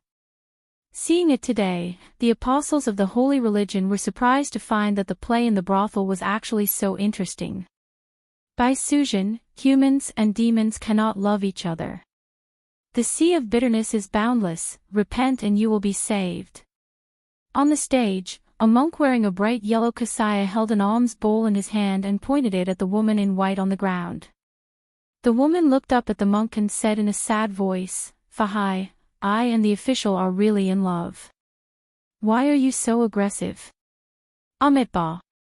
The monk said the name of Buddha and sighed, "In that case, I have to accept you." The audience under the stage shook their heads and sighed. What a love between humans and demons. The Legend of the White Snake was a long-lasting play. Even after watching it several times, they could still see some freshness in it. "You old bald donkey, why did you break them up? I will kill you." A young man rushed onto the stage angrily and kicked the monk to the ground. The alms bowl rolled far away. The monk who was kicked to the ground was stunned. The white snake was stunned. The audience under the stage was stunned. The dozen apostles were also stunned. The plot of the Legend of the White Snake was wonderful, and the performance of the two actors on the stage was even more vivid. However, it was rare to see someone like this young man who was immersed in the play. Obviously, he really regarded the actor who played Fahai as an old bald donkey who wanted to break up the lovers. Several strong men hurried onto the stage and walked in the direction of the young man. However, they were stopped by two men who jumped onto the stage. "Get out of the way, don't interfere with the performance." Several strong men were about to come over. However, although the two people were thin and weak, their strength was not small. The few men could not cross their line of defense at all. That Fahai tore off the kasaya on his body. He wanted to cry but had no tears. He said, "I am not Fahai." He rubbed his butt, and his heart was really full of mixed feelings. Although he had been kicked, as an actor, what could be more proud of than playing a role to the point where the audience couldn't tell what was inside or outside the play? I am sorry, the young man finally came to his senses and said awkwardly. He jumped off the stage and said in a low voice, "What are you waiting for? Haven't you embarrassed yourself enough?" After saying that, he quickly walked out of the door. The few of them exchanged looks and shook their heads. He was the one who was embarrassed, not them. However, the old monk had acted really well. They nearly had the urge to jump up and beat him to death. Seeing that the young man had already walked out, they hurriedly followed. "Haha, that young man was really interesting. It's also because of that guy's good acting. He really brought Fahai to life. To be honest, I also wanted to rush up and kick him. Haha, I agree. A burst of laughter came from below the stage. The monk climbed up from the stage and said with a smile, "Thank you for your appreciation. This show is over. The next show, Flooding Jinshan, will begin in 15 minutes. Amidst the laughter of the crowd, he slowly retreated behind the curtain and took out a small wooden tablet from his bosom. After carefully examining it, his expression suddenly changed. "Quick, prepare the horses, we're going to the capital." At the same time, Li Yi, who had walked out of the brothel, secretly sighed. The brothels scattered in various places would only hire some people to be responsible for maintaining order. They were all ordinary men, and few of them knew martial arts. The 11 people following him were not easy to deal with. Moreover, the Taoist nun was not far away. He knew better than anyone else the strength of a guru. The only thing he could do at the moment was to send a message back. "Thank God, my husband is fine." As Ru Yi held the wooden token in her hand, her worried heart finally calmed down. A bald man panted and said, it was not convenient for His Excellency to reveal his identity at that time, so he made this urgent plan.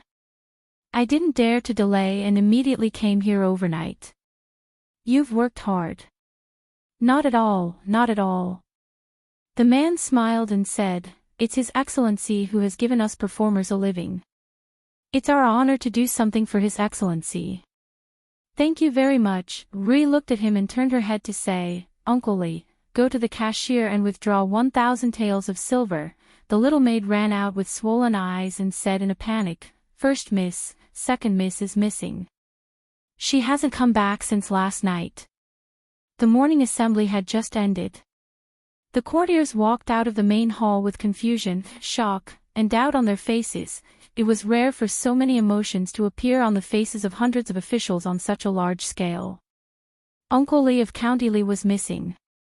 Uncle Li, who was the most favored by the emperor in today's court and could influence half of the court, was missing.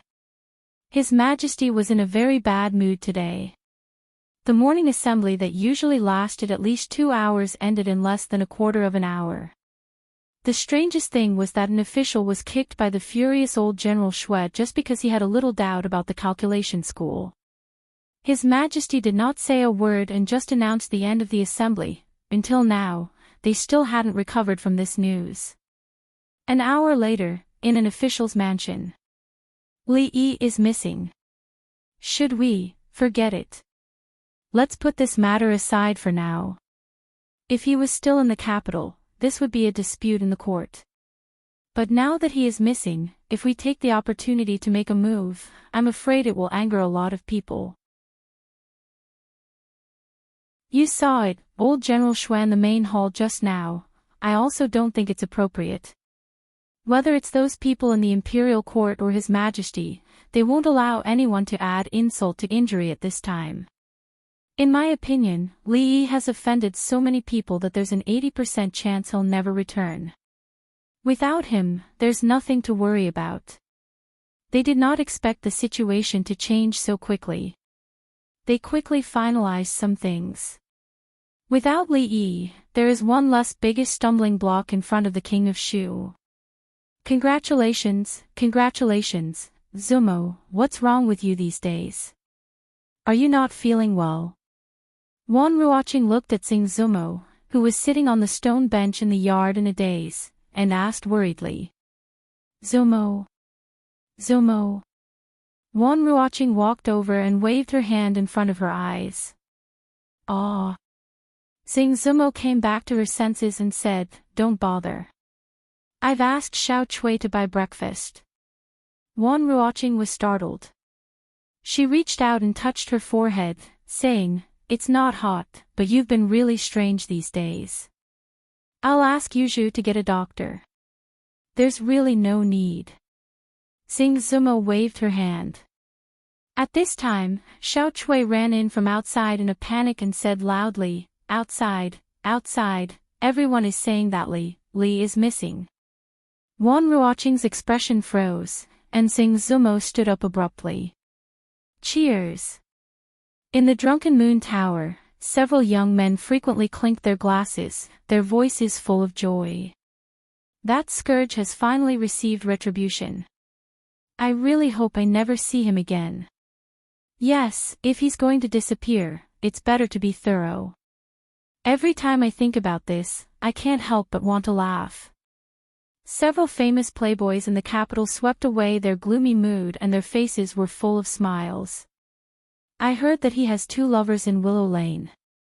Li Jianren's face showed an inexplicable smile, and he said, this time, he can't even protect himself. Let's see who can protect them.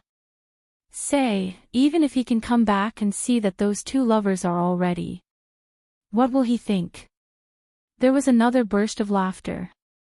Suddenly, someone looked at the young man in the corner and said, Zijian, I heard that Miss Singh, who caused us so much trouble last time, has something to do with your family.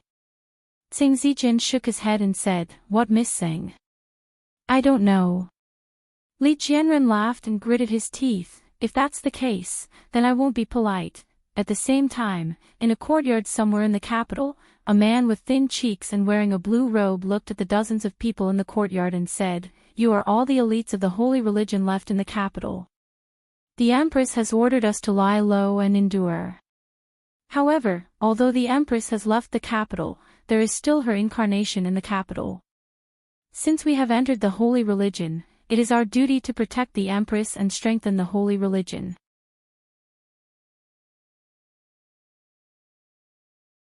Chapter 643. Some officials in the capital city had been waiting anxiously for a long time. Finally, the news of the imperial concubine came. The series of measures against the Earl of Chang and was temporarily cancelled. This made them heave a long sigh of relief in their hearts. The atmosphere in the court was not right these days. Of course, this kind of abnormality was mostly reflected in His Majesty. There were already quite a few ignorant officials who were reprimanded in court for making small mistakes, so there were quite a few who were demoted. Until now, the officials realized that the position of the county earldly in His Majesty's heart was probably higher than they had expected. Besides rejoicing, there was also a little fear in their hearts. They were afraid because if they really chose to fight with him head-on, they were afraid that the loss on their side would be too great to bear. As for rejoicing, it was naturally because such a person was not in the capital city, and it was very likely that he would never come back. Otherwise, the return of His Highness, the King of Shu, would be greatly hindered. No one wanted to have such an enemy. Not to mention how many people stood behind him, just counting the school, many officials were tied to him. Once the accounts were checked, there would be a purge in the court. The power that belonged to His Highness, the King of Shu, really could not stand any more torment.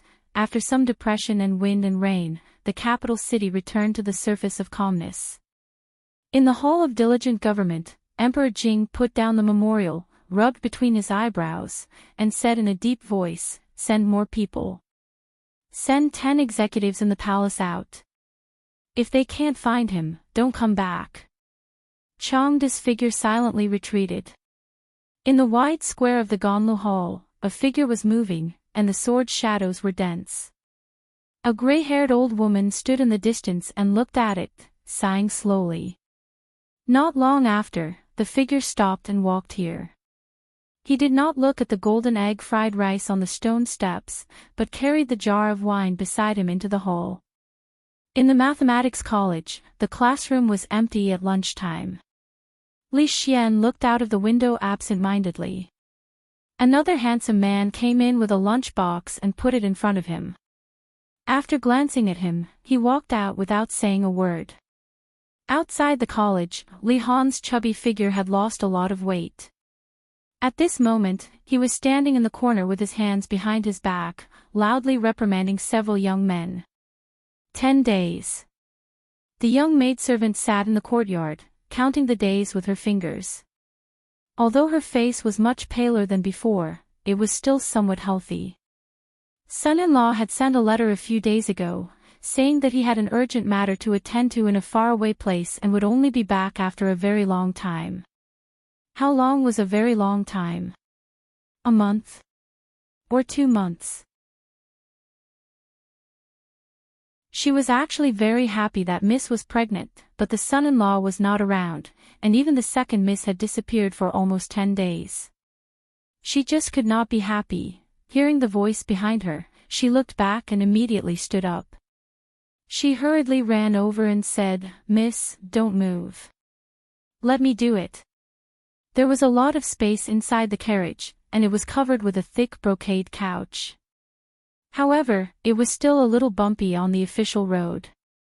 These people seemed to be in a hurry.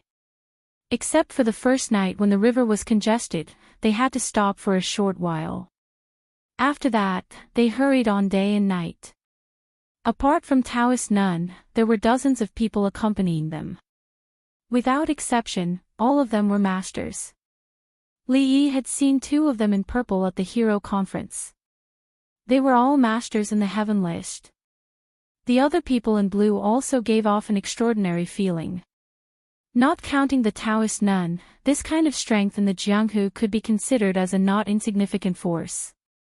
Taoist nun gave him a very strange feeling. Apart from a few words in the beginning, she had not taken the initiative to speak again. She did not even mention the method of making colored glaze. However, as for the various requests that Kiran made to test Kiran and even his rude and excessive actions, Kiran agreed to all of them without hesitation. The more she acted like this, the more he felt that she was plotting something big. He took out a painting scroll from his sleeve. This was the one he had obtained from the man in blue. After slowly unfolding it, he saw the woman in the painting. A look of confusion appeared on his face. "I don't think so." After a long time, he shook his head and dispelled an unrealistic thought from his mind. Holy religion. Li Yi leaned against the carriage and slowly said a few words. Good stuff. In another carriage ahead, a middle-aged Taoist nun sat cross-legged with a thin book in her hand. In the 6th month of the first year of Jinghe, Qing and Prefecture, Li family village. On the 7th day of the 7th month, immortal at the Magpie Bridge, the unknown scholar's name shook Qing and Prefecture. On the 15th day of the 8th month, Shuidiao Getu, he was awarded the title of #1 scholar of the Jing Kingdom. Candied haws, rui nectar, strong wine, scented soap, perfume, master of heavenly punishment, changed interrogation by torture, innovated mathematics, turned the tide, defeated the envoy of the Qi kingdom. After a while, the Taoist nun put the book to one side and said, "Invite that guest over." "Yes, madam."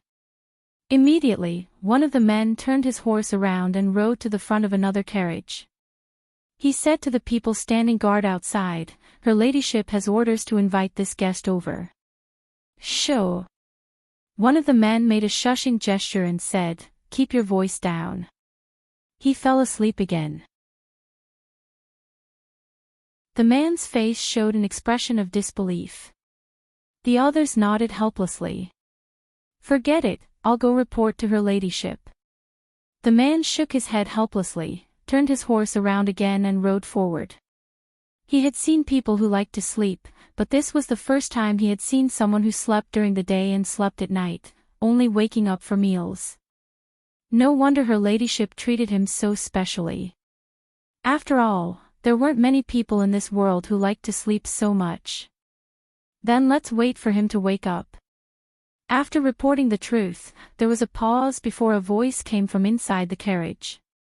It was already late at night in the capital. There was less than an hour left until the curfew. There were almost no pedestrians on the streets. 2 slightly tired figures walked out of a brothel. A few steps behind them, several figures followed closely behind. Wan Ruoqing turned her head and asked, "Zumo, are you really going to the Xing family tomorrow?" Zumo nodded and said, "I want to go there and bring back my parents' memorial tablets."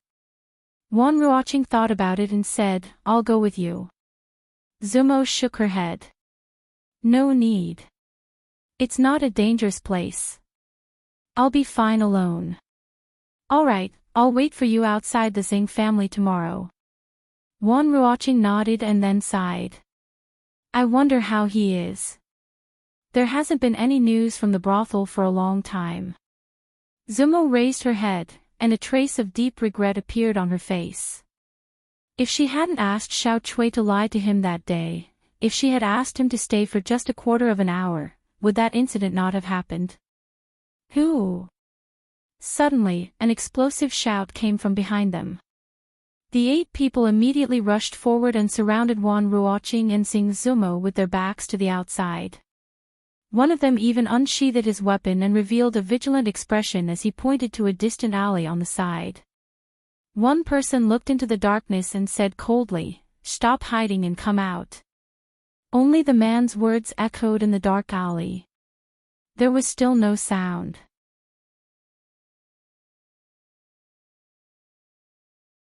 Chapter 644. You 4, escort the 2 girls and leave. We'll take care of this. The leader turned around and ordered. Suddenly, a "shio" sound came from the air. He staggered and covered his shoulder. He immediately said, "There are archers on the other side, quickly dodge." Swoosh! Swoosh! However, his warning was a little too late. After a few sounds, 3 more people were shot. Fortunately, the wounds were not fatal. Their expressions changed. One of them immediately took out a bamboo tube and lit it without hesitation. A dazzling white light suddenly lit up from his hand and exploded in the night sky. Move quickly. Catch the 2 women. Kill the others. A low voice finally came from the depths of the alley, and more than 10 people walked out from it. In the deepest part of the alley, a masked young man smiled coldly. "Did you go out with them again yesterday?" Xing Shichen asked his son as soon as the banquet ended. Xing Zijin nodded and said, "Yes, I just went out for dinner." "Don't hang out with them in the future." Xing Shichen frowned and said, "When the king of Shu gains power in the future, he can get you an official position in the court. Keep your spirits up. Don't hang out with those people all day and give up on yourself." "I know." Xing Zijin nodded and said. Not long after, Xing Zijin looked at his father's back with a trace of sarcasm on his face. Ever since he broke a leg and almost died, Li Jianren's temperament had changed drastically. Even the few people who were close to him had gradually distanced themselves from him.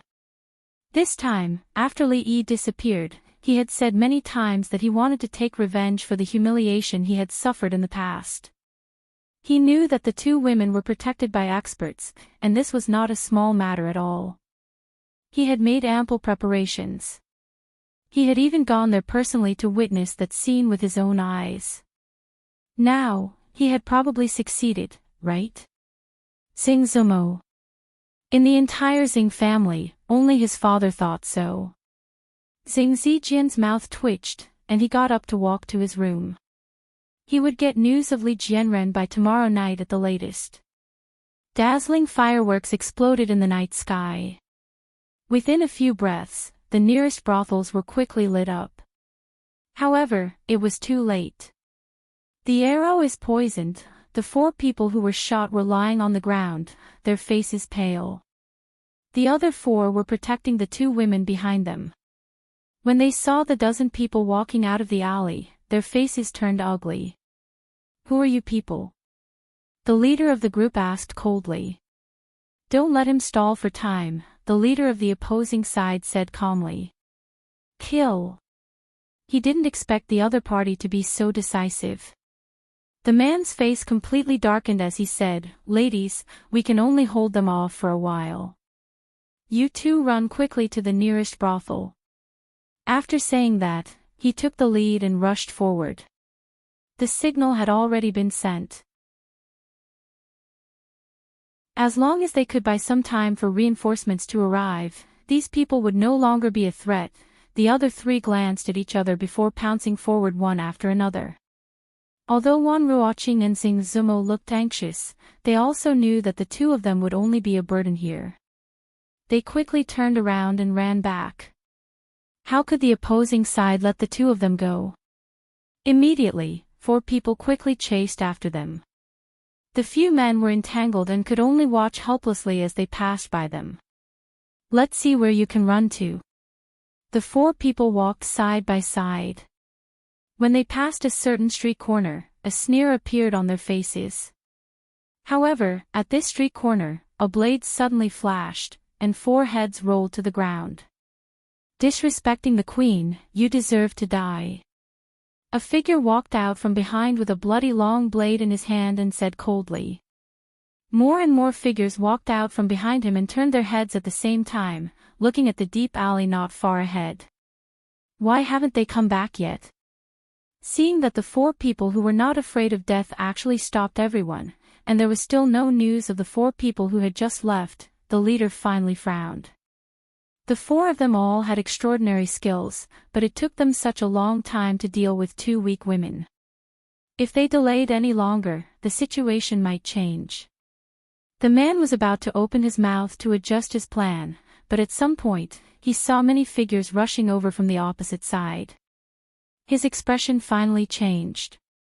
They're finally here. The eyes of the four big men lit up, and they no longer continued to fight. They quickly retreated to the back and said to the figures, "These brothers are injured. We'll take them to find a doctor first. I'll leave this to you." After saying that, they quickly carried the four people on the ground and went to the nearest clinic. "Ladies, there's nothing here." After a while, a man held a torch in his hand and looked around. Except for the blood on the ground, there was no one at all. It was clearly here just now. They just told us to go first. One Ruoching walked over, and after looking around, her face showed an anxious expression. "It's impossible." The man also looked puzzled. At this moment, a man covered in blood ran over from afar and asked, "It's all thanks to you. Are the two ladies all right? Where are the others?" One Ruoching hurriedly walked over and asked, "How are your injuries?" "They're all in the clinic in front." Seeing that the two of them were safe, the man let out a long sigh of relief and said, "They're all superficial wounds, it's not a big deal. Just now, thanks to these brothers who arrived in time, otherwise, I might really lose my life here today." "Which brothers?" The man opposite asked with a puzzled expression. "What happened just now? Weren't you the ones who rushed over just now?" The man asked with a puzzled expression. "Not far from here, in a hidden courtyard." "Tell me, who ordered you to do this?" More than 10 people were tied up and kneeling in the courtyard. A young man pulled the black cloth off one of their faces and asked slowly. The man sneered, clenched his teeth and said, "Don't even think about it, I advise you." With a flash of saber light, a head flew up and rolled not far away. The headless corpse fell to the ground. The young man walked down to the next one. "Tell me, who ordered you to do this?" Seeing his companion's head separated from his body, the man's complexion changed.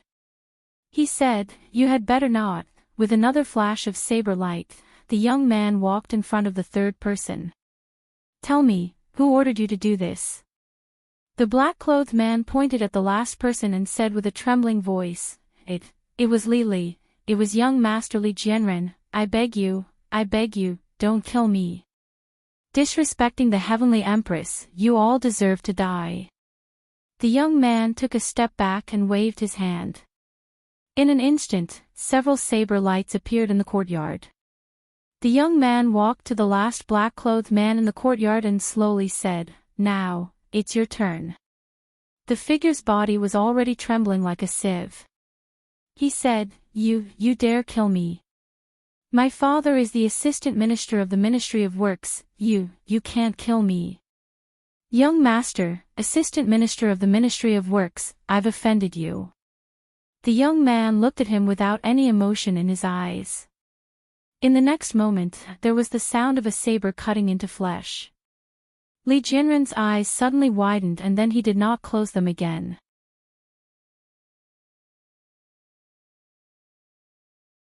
Chapter 645. The time when Sing Zijin saw Li Jianren again was not as early as he had expected. Because Li Jianren was missing. As a famous playboy in the capital city, it was not a big deal for him not to go home at night. He often stayed in brothels at night and enjoyed himself all night. It was common for him to go home at noon or in the afternoon the next day. Especially after Li Jianren broke his leg and almost died, he completely abandoned himself to despair. It was not unusual for him not to go home for several days in a row. It seemed that the Li family had completely given up on him and began to support another direct descendant of the Li family, who had not been valued so much before. However, all the playboys, including Xing Zijin, understood that Li Jianren did not go to seek pleasure last night. More than 10 assassins dealing with 2 weak women should have been a simple matter. However, until noon the next day, not only was there no news from those people, even Li Jianren had disappeared without a trace. This matter was a little unusual. Something is wrong. Did something happen to him? What could possibly happen to so many people? Could it be that those 2 women managed to kill all of them without making a sound? In a restaurant, several playboys looked uncertain. Xing Zijin said with a sullen face, "Let's go to the Li family." In the hall of the county government, County Magistrate Lu's face was not very good. Early in the morning, someone reported that they were besieged by a group of people who suddenly appeared in an alley last night. Those people even used bows and arrows. 4 of them were injured and were still lying in the clinic. The capital city was under the rule of the emperor, so the public security was naturally the best in the whole Jing kingdom. Although some crimes could not be avoided, it was the first time for him to be intercepted and killed on the road since he took office. More importantly, the case involved 2 important people, so he had to treat it carefully. Seeing a constable coming in from outside, County Magistrate Lu stood up and asked, "Have you found anything?" The bailiff cupped his hands and said, "Sir, we are already following the traces of blood left at the scene. I believe we will have results very soon." County Magistrate Lu frowned. This case was also strange. According to those men, they were almost unable to hold on last night, but a group of people suddenly appeared and saved them. At that time, they were in a hurry to treat their companions. When they came back later, they found that the group of villains and the reinforcements had disappeared at the same time. What was even more bizarre was that they didn't know who had saved them. 2 groups of people suddenly appeared and disappeared. This was the first time he had encountered such a strange case in his many years as an official. A bailiff came over and reported, "Darren, the servants of Assistant Minister Li's family have come to report that their young master has gone missing." "Which Assistant Minister Li?" County Magistrate Lu raised his head and asked. The bailiff replied, "Assistant Minister Li of the Ministry of Works." "How long has he been missing?" 12 hours. County Magistrate Lu waved his hand and said, "Let them search all the major brothels in the capital first. If they can't find him in 72 hours, then come back to report." 12 hours was nothing for the group of playboys in the capital. There was once a playboy among playboys who stayed in a brothel for 7 days and 7 nights. He set a record that still hadn't been broken. County Magistrate Lu said impatiently and said to another bailiff, "Let's go and see how their investigation is going." He had just walked out of the county office with a few bailiffs and bailiffs when a bailiff ran over in a hurry. When he raised his head and saw County Magistrate Lu, he said with a pale face, "Sir, something big has happened." County Magistrate Lu's heart skipped a beat when he saw the extremely frightened expression on his face. His heart gradually sank. "Sir, it's just up ahead." With the bailiff in the lead, County Magistrate Lu led a group of bailiffs and bailiffs through streets and alleys. Finally, they arrived in front of a house deep in the alley. The bailiff's face was pale. He swallowed his saliva and said, "Sir, we followed the traces all the way and finally found this place." County Magistrate Lu looked at him and asked, "Are the murderers here?" "They are all inside." The bailiff nodded and said. County Magistrate Lu nodded with satisfaction. Recently, he was more and more satisfied with the work of the bailiffs in the county office. 15 murderers, without exception, were all beheaded. One of them was pierced through the heart by a sword. It seems to be Li Jianren, the son of Assistant Minister Li of the Ministry of Works. The bailiff added. Who did you say? County Magistrate Liu suddenly turned his head and asked with shock in his eyes. The bailiff said with a pale face, Sir, before you go in, you must be mentally prepared. County Magistrate Liu's face changed greatly. He turned his head and strode in, followed by several bailiffs and bailiffs. E.W. The next moment, a chorus of sounds came from the courtyard. Not long after, County Magistrate Liu walked out of the courtyard with the help of 2 bailiffs. He held onto the wall to steady himself. The few of you stay here and protect the scene. Forcing himself to forget about the scene of carnage in the courtyard, he waved his hand and said in a trembling voice, Immediately report to the Ministry of Justice. 16 people had died, and 15 people had their heads chopped off. Looking at their clothes, it should be what the man had said. They were undoubtedly the people who had ambushed them last night. However, he didn't expect that these people, who were supposed to be murderers, would all die a violent death. Although the pool of blood in the courtyard had solidified, the pungent smell and the cruel scene still attacked all his senses. More importantly, the son of Assistant Minister Li of the Ministry of Works was among the dead. Previously, the son of the Vice Minister of the Ministry of Rights had been poisoned to death, which had enraged His Majesty and almost turned the entire capital city upside down. This time, even the son of the Assistant Minister of the Ministry of Works had been killed, and more than 10 other people had died. This was the most serious case that had happened in the capital city in recent years. Moreover, the son of the Vice Minister of the Ministry of Works had led a group of killers to kill 2 women. This was another big case. It should be noted that there was still no conclusion to the murder of the son of the Vice Minister of the Ministry of Rights, the framing of Miss Singh, and the night attack by the men of sacrifice. No matter how he looked at it, this matter was not something he could be involved in. It could be predicted that there would be a reign of terror in the imperial court this time. He sent bailiffs to report this matter everywhere. When he walked back to the county office, his legs were still a little weak. He had just sat down when someone suddenly came to report that Assistant Minister Li of the Ministry of Works had come to visit. The Assistant Minister of the Ministry of Works was only half a rank higher than him. As the magistrate of the capital city, he didn't need to be too humble. However, at this moment, his expression was quite complicated because he didn't know how to tell the news to the assistant minister. The bailiffs had just been sent out by him and shouldn't have arrived at the Li family yet, which meant that Assistant Minister Li didn't know that his son and he were already in 2 different worlds. Lord Liu. The middle-aged man came over and saluted him.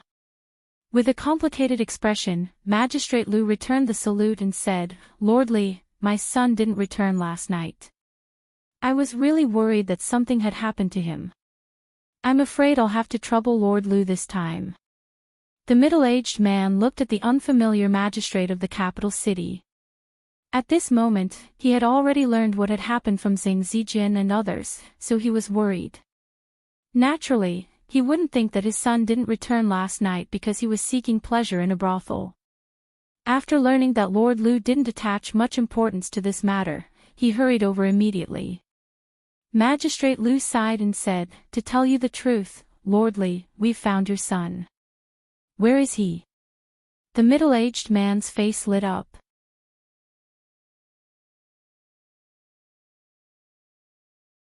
Chapter 646. In a courtyard deep in a street in the capital city. Jianren, Assistant Minister Li of the Ministry of Works, was pale and bloodless. He slowly squatted down and touched Li Jianren's cold body. There was a long sword in the young man's chest. His eyes were wide open, and his mouth was open. One could vaguely see the fear in his eyes. His body was already cold. The middle-aged man reached out his hand and closed his eyelids. He slowly stood up, closed his eyes, and said, Lord Liu, who killed my son. County Magistrate Liu sighed and said, the Ministry of Justice has already sent someone to deal with this case. Lord Li, please restrain your grief. The middle-aged man opened his eyes and said, bring Jinren back. Several guards of the Li family came forward and covered Li Jinren's body with a white cloth. A supervisor of the Ministry of Justice frowned and was about to step forward when he was stopped by a young man beside him. It's okay. Yes, Assistant Minister Liu, the supervisor of the Ministry of Justice took a step back and said respectfully. The middle-aged man and several guards of the Li family left with Li Jinren's body. From beginning to end, they didn't say a word. 1. County Magistrate Liu looked at the young man beside him and opened his mouth. Only then did he realize that the person in front of him was no longer a constable under him, but an assistant minister of the Ministry of Justice. In terms of official rank, he was even higher than him. He changed his words and said, Assistant Minister Liu, I'll leave this case to you. I'll ask them to hand over the file to the Ministry of Justice later. I'll leave this case to you. Lord Liu, you're too polite. Liu Yi smiled and cupped his hands. County Magistrate Liu nodded and turned to leave. When he walked to the door, he seemed to think of something and turned his head again. He said, this case involves the two girls. Lord Li is not here. The son of Assistant Minister Li of the Ministry of Works attacked the two girls at night with more than 10 killers. Later, they were all killed by an unknown force. Liu Yi said slowly, a few months ago, someone poisoned the son of the Minister-Counselor of the Ministry of Rights and tried to frame Lady Zuemo. Then, a large number of men of sacrifice attacked Willow Alley at night. I think these things may be related. I also think it's a little strange. County Magistrate Liu nodded and walked out of the door. Speak. Assistant Minister Li of the Ministry of Works had a calm expression as he slowly spat out a word. Xing Zijin, Chen Lisan, and the others stood in place, their faces pale. They looked at the corpse covered in white cloth, and their bodies trembled. Xing Zijin swallowed his saliva and said, Uncle Li, speak.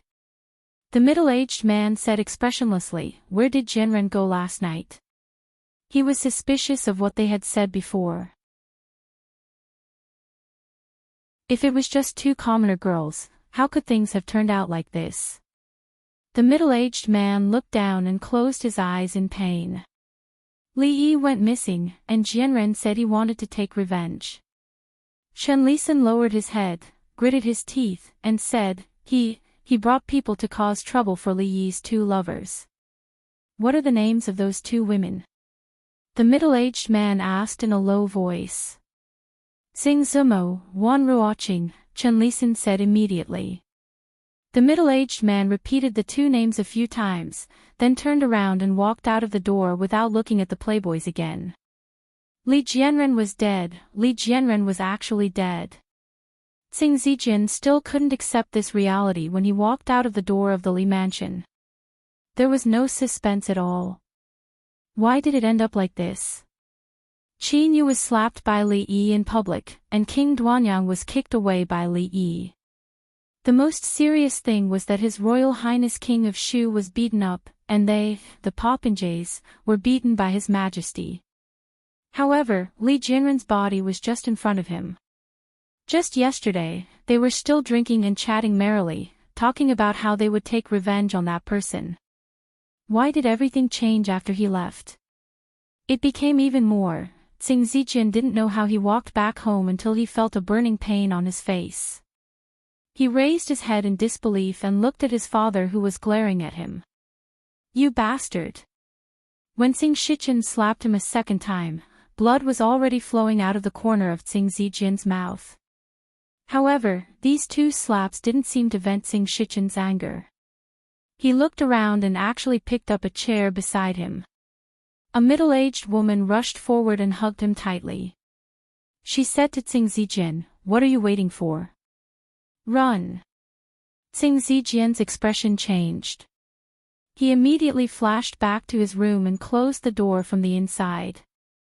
Unfilial son, open the door. The assistant minister's face was full of anger. He punched the door, but there was no movement inside. Tsing Zijian leaned against the door with a pale face. After knocking a few times, Tsing Shiqian's expression darkened. He took a step back and said, "Someone, lock this door and open it in 3 days." The woman's expression changed and she hurriedly said, "Master, no, 3 days, Zijian will starve to death in 3 days. If he really starves to death, I'll pretend that I never gave birth to this unfilial son." Tsing Shiqian put away the key, waved his sleeves, and strode away. The woman stood by the door. After a long time, she sighed and said, "Zijian, you are muddle-headed." Inside the room, Tsing Zijian sat by the table. His mouth was dry, but there was not a drop of water in the teapot on the table. He looked ahead with a blank expression. His mind was filled with Li Jianren's pale face. At that time, they stopped those people. Drunken ink and I went back to the brothel to get help. I vaguely remember that someone chased after us, but I don't know why they didn't catch up. Wan Ruoqing described the situation last night. Lu Yi recorded it on the side. Wan Ruoqing looked at him and asked, "Who saved us? What happened to those bad people?" Lu Yi put down his pen, smiled, and said, "We are still investigating." Wan Ruoqing thought about it and said, "Do I need to go with you to the yamen?" Lu Yi shook his head and said, "No, don't worry. I will definitely investigate this matter. However, I will have to trouble you these days. Just stay in this yard and don't go out easily." Wan Ruoqing nodded. "Ladies, I will take my leave." Lu Yi stood up, cupped his hands, and walked out the door. When he looked up, he saw the assistant minister of the Ministry of Works coming over with a group of people. Lu Yi stood where he was and asked, "I wonder why Lord Li has come here. I suspect that my son's death has something to do with the 2 women living here. I didn't expect Lord Lu to be 1 step faster." The assistant minister of the Ministry of Works stood opposite Lu Yi and said, "Those 2 women must have been escorted back to the Ministry of Justice's yamen, right?" Lu Yi shook his head and said, "I have already investigated. There is something hidden in this case, and it has nothing to do with these 2 women. I'm afraid Lord Li has suspected wrongly this time. This is a serious matter. We can't let go of anyone suspicious." The middle-aged man stared at Lu Yi and said through gritted teeth, "Lord Lu, don't bend the law for personal gain. I will not let go of a bad person, nor will I wrongly accuse a good person. As for how to solve this case, Lord Li doesn't need to worry about it." Lu Yi walked past him and said to the people guarding to the side, "Go to the Secret Intelligence Office and bring a team here to protect these 2 women. They are important witnesses and cannot be lost. If anyone tries to force their way in and take them, kill them on the spot." "Yes." Although Lu Yi was temporarily the assistant minister of the Ministry of Justice, he was still a member of the Secret Intelligence Office and still had the authority to mobilize the power of the Secret Intelligence Office. The people immediately nodded. "Lord, what should we do?" Someone beside the assistant minister of the Ministry of Works asked with a slightly changed expression. The middle-aged man's face was as dark as still water. He turned around and squeezed out a word from between his teeth, "Go."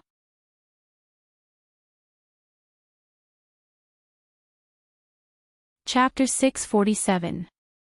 There were many things happening in the capital these days.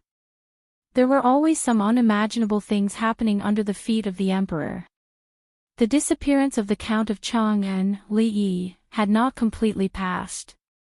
The death of the son of the assistant minister of works was like throwing a boulder into a calm lake, once again setting off monstrous waves. There was a lot of discussion among the people. This was not the first time something like this had happened. It had not been long since the son of the assistant minister of rights had been poisoned to death. Now, an even more famous playboy with a higher status in the capital had disappeared from the public sight forever. This made the ordinary people feel very unsafe. This was the capital. Even the lives of the family members of powerful officials could not be guaranteed. Wouldn't it be even more dangerous for ordinary people like them? When he went out to buy groceries, he had to worry about being hacked to death. When he went to a restaurant to eat, he had to wonder if the food would be poisoned. When he went to a brothel to have fun, he had to worry that the prostitute would stab him when he was at his most carefree. The people lost their sense of security and naturally became resentful. There were many more complaints and worries in the streets and alleys, as well as in the brothels. The following matters were left to the imperial censors, who were in disguise and hiding in every corner. In less than half a day, the imperial censors piled up on the emperor's desk like snowflakes. In the court, all the officials were silent. Emperor Jing sat on the dragon throne and said nothing. The atmosphere was extremely oppressive. An imperial censor walked out and said, "Your Majesty, those criminals are so crazy. This case has already had a great impact in the capital. If it is not eliminated in time, I'm afraid there will be unrest among the people. Yes, if this case is not strictly investigated, I'm afraid they will be even more presumptuous in the future. What face does the government have under the emperor's feet?" Everyone knew that the emperor was not in a good mood recently. At this time, only a few imperial censors dared to speak. "Louis, have you found out who did this case?" After some time, Emperor Jing's voice came slowly. Louis, dressed in official robes, stood out from the crowd. He bowed and said, "Your Majesty, this case has just been handed over to the Ministry of Justice. I have already sent people to investigate." "Investigate?" A voice came from behind Louis. Assistant Minister Li of the Ministry of Works walked out and said, "The criminal who killed my son is clearly related to those two women, but Assistant Minister Liu turns a blind eye to them." Is this the strict investigation that Assistant Minister Liu spoke of? The Assistant Minister of Works had just lost his son. It could be said that he was in an extremely tragic state. The moment he spoke, Louis immediately became the center of attention in the hall. "What two women? What's going on?" Emperor Jing frowned and asked. "Your Majesty, my son had a conflict with two women last night and didn't return for the entire night. He died this morning." The Assistant Minister of the Ministry of Work said in a sorrowful voice. Assistant Minister Liu clearly knows that those two women are the key to this case, yet he ignores them. "I cannot help but suspect." After a moment of silence in the hall, there was an uproar. They had all heard of Louis's name. He was an expert in solving cases and could be said to be a genius in investigating and interrogating cases. He was highly regarded by His Majesty. In just over a year, he was promoted from a small constable to the position of Assistant Minister of the Ministry of Justice. Everything he had today was given to him by His Majesty, and His Majesty could take these things back at any time. If Louis protected someone he shouldn't have in such a serious case, not only His Majesty, but many of the court officials present would not let him go. After all, the son of Assistant Minister Li of the Ministry of Works was dead. Who could guarantee that the next person to die would not be someone from their family? There's such a thing. The Assistant Minister of the Ministry of Justice protected the suspect who killed the son of the Assistant Minister of the Ministry of Works. This Louis is too bold. This case is of great importance. Is it something that an Assistant Minister of the Ministry of Justice can meddle in? The Minister of Justice looked at Louis with an anxious expression and said, "What exactly happened? Why haven't you reported it to His Majesty?" The court was in an uproar because of the words of the Assistant Minister of the Ministry of Works. At this moment, another figure stood up and said, "May I ask Assistant Minister Li why your son brought more than 10 assassins to kill two weak women last night?" As soon as this was said, the uproar in the court lessened slightly. The expression of the Assistant Minister of the Ministry of Works changed slightly. More than 10 people were beheaded, and his son had died. This was the most important thing in this case. As for the other things, they were not so important. No one bothered to investigate the matter of the two women. Compared to his son, the two women were insignificant. They had to die. Whether or not Jinren's death had anything to do with them, they had to die. When he turned to look at the person who spoke, his expression changed again. Tsing Shichen, the assistant minister of the Ministry of Revenue, Tsing Shichen. Both of them belonged to the King of Shu's faction and were core figures. Although they were not close friends, they had some friendship. He would not be surprised if it was anyone else who said that. Why did it have to be him? I only know that my son's body is now in the Li family. The two women who are related to this case are fine. I only want to seek justice for my dead son. The assistant minister of the Ministry of Works lowered his head and said. He looked around. In the court, several figures stood up. What interception? Emperor Jing asked in a deep voice. Your Majesty, I was about to report this to you. Lu Yidong raised his hands in a salute and said, last night, around 11:00, Li Jianren, the son of Assistant Minister Li of the Ministry of Works, led a dozen or so assassins to surround and kill two women in a dark alley in Jingdou. 4 of the guards protecting the two women were injured. Later, they were rescued by a group of mysterious people. When they returned to the scene, the group of mysterious people, Assistant Minister Li, and 15 assassins had all disappeared. It was not until this morning that we found the bodies of a total of 16 people, including Li Jianren, somewhere in the capital. Emperor Jing frowned. The son of the Assistant Minister of the Ministry of Works was killed, and the son of the Assistant Minister of the Ministry of Works surrounded and killed women in the capital. These were two different things. One of the two girls is called Xing Zumo, Lu Yizhong said. Xing Zumo. A trace of doubt appeared on Emperor Jing's face. He always felt that he had heard this name somewhere before. Lu Yizhong explained, this Miss Zhang is the one who was framed for the murder of Qin.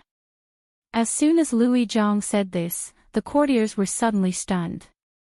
Last time, the son of the Assistant Minister of the Ministry of Rights was poisoned and framed on a woman. The case had not been concluded yet, but it was certain that the person behind the scenes was directly targeting the woman surnamed Singh. Because of County Uncle Li's protection last time, Lu Yizhong quickly solved the case, and the person's evil plan did not succeed. This time, County Uncle Li had just disappeared, and someone jumped out so impatiently. The matter behind this was a bit thought-provoking. If he thought more deeply, the disappearance of County Uncle Li, was it also? This was the thing that His Majesty cared about the most recently. No matter who was involved in this matter, there would not be any good results. Everyone could not avoid it. Although Li Jianren was dead, he still caused big trouble for his father. Emperor Jing's face darkened, and he asked, Assistant Minister Li, tell me, what did your son do last night? Assistant Minister Li's face changed. He bowed his head and said, I don't know, was it you? Emperor Jing suddenly asked. Your Majesty. Assistant Minister Li raised his head with a puzzled expression. County Uncle Li's disappearance, was it you who did it? Emperor Jing stood up and looked at him. Below, the middle-aged man was stunned, and then he hurriedly knelt down. Your Majesty, I guarantee with my head that the disappearance of County Uncle Chang and Li Yi has nothing to do with me. The son of the assistant minister took killers to kill two women. I have a group of good courtiers. Emperor Jing said coldly, come, take down Assistant Minister Li Yuankai of the Ministry of Works. In addition, the Supreme Court cooperate with the Ministry of Justice to thoroughly investigate whether the disappearance of County Uncle Chang and has anything to do with him, and the mysterious force that appeared last night. A mysterious force actually appeared under my nose. Investigate all of them. Investigate thoroughly. Today's morning court ended very late, and His Majesty was furious in the court. His Majesty had been furious a lot these days. Almost every day, an official would be dismissed or demoted. This time, the assistant minister of the Ministry of Works, whose son had died, not only did he not get His Majesty's sympathy, but he also lost his life. The matter of Li Jianren, who was already dead, leading people to kill 2 women would not have much impact on Assistant Minister Li. But this time, what His Majesty wanted to investigate was obviously not just this matter. Today, all the officials who came out of the court understood one thing. The Li family was finished.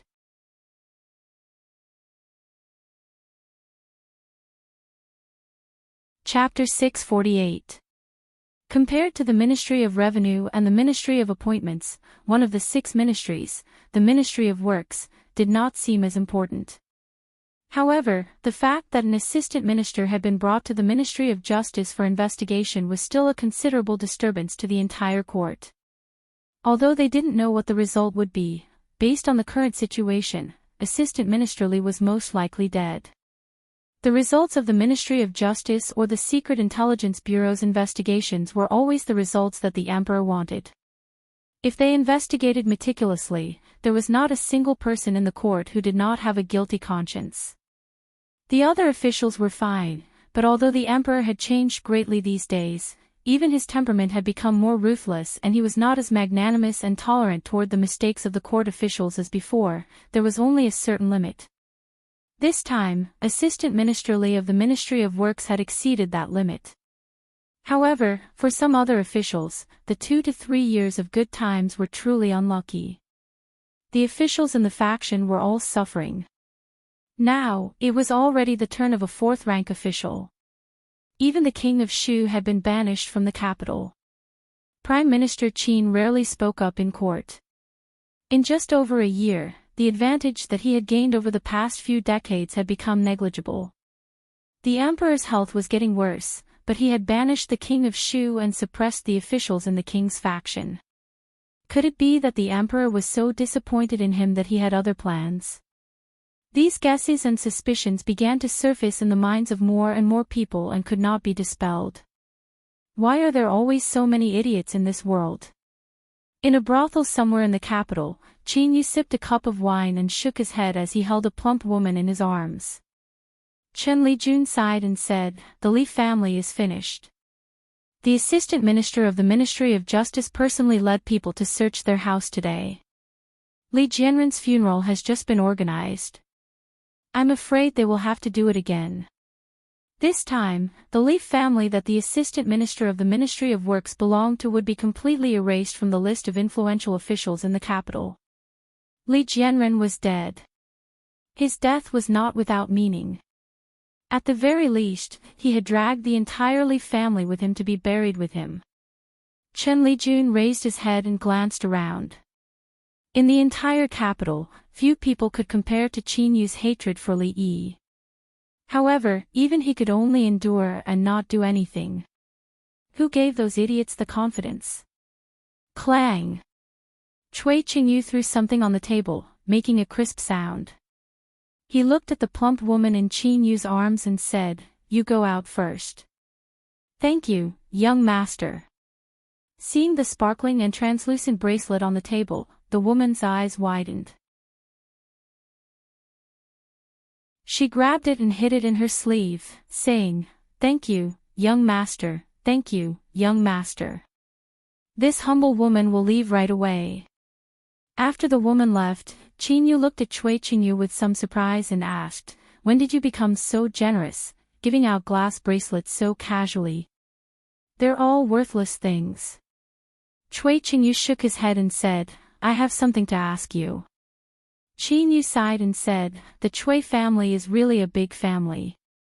I can't compare.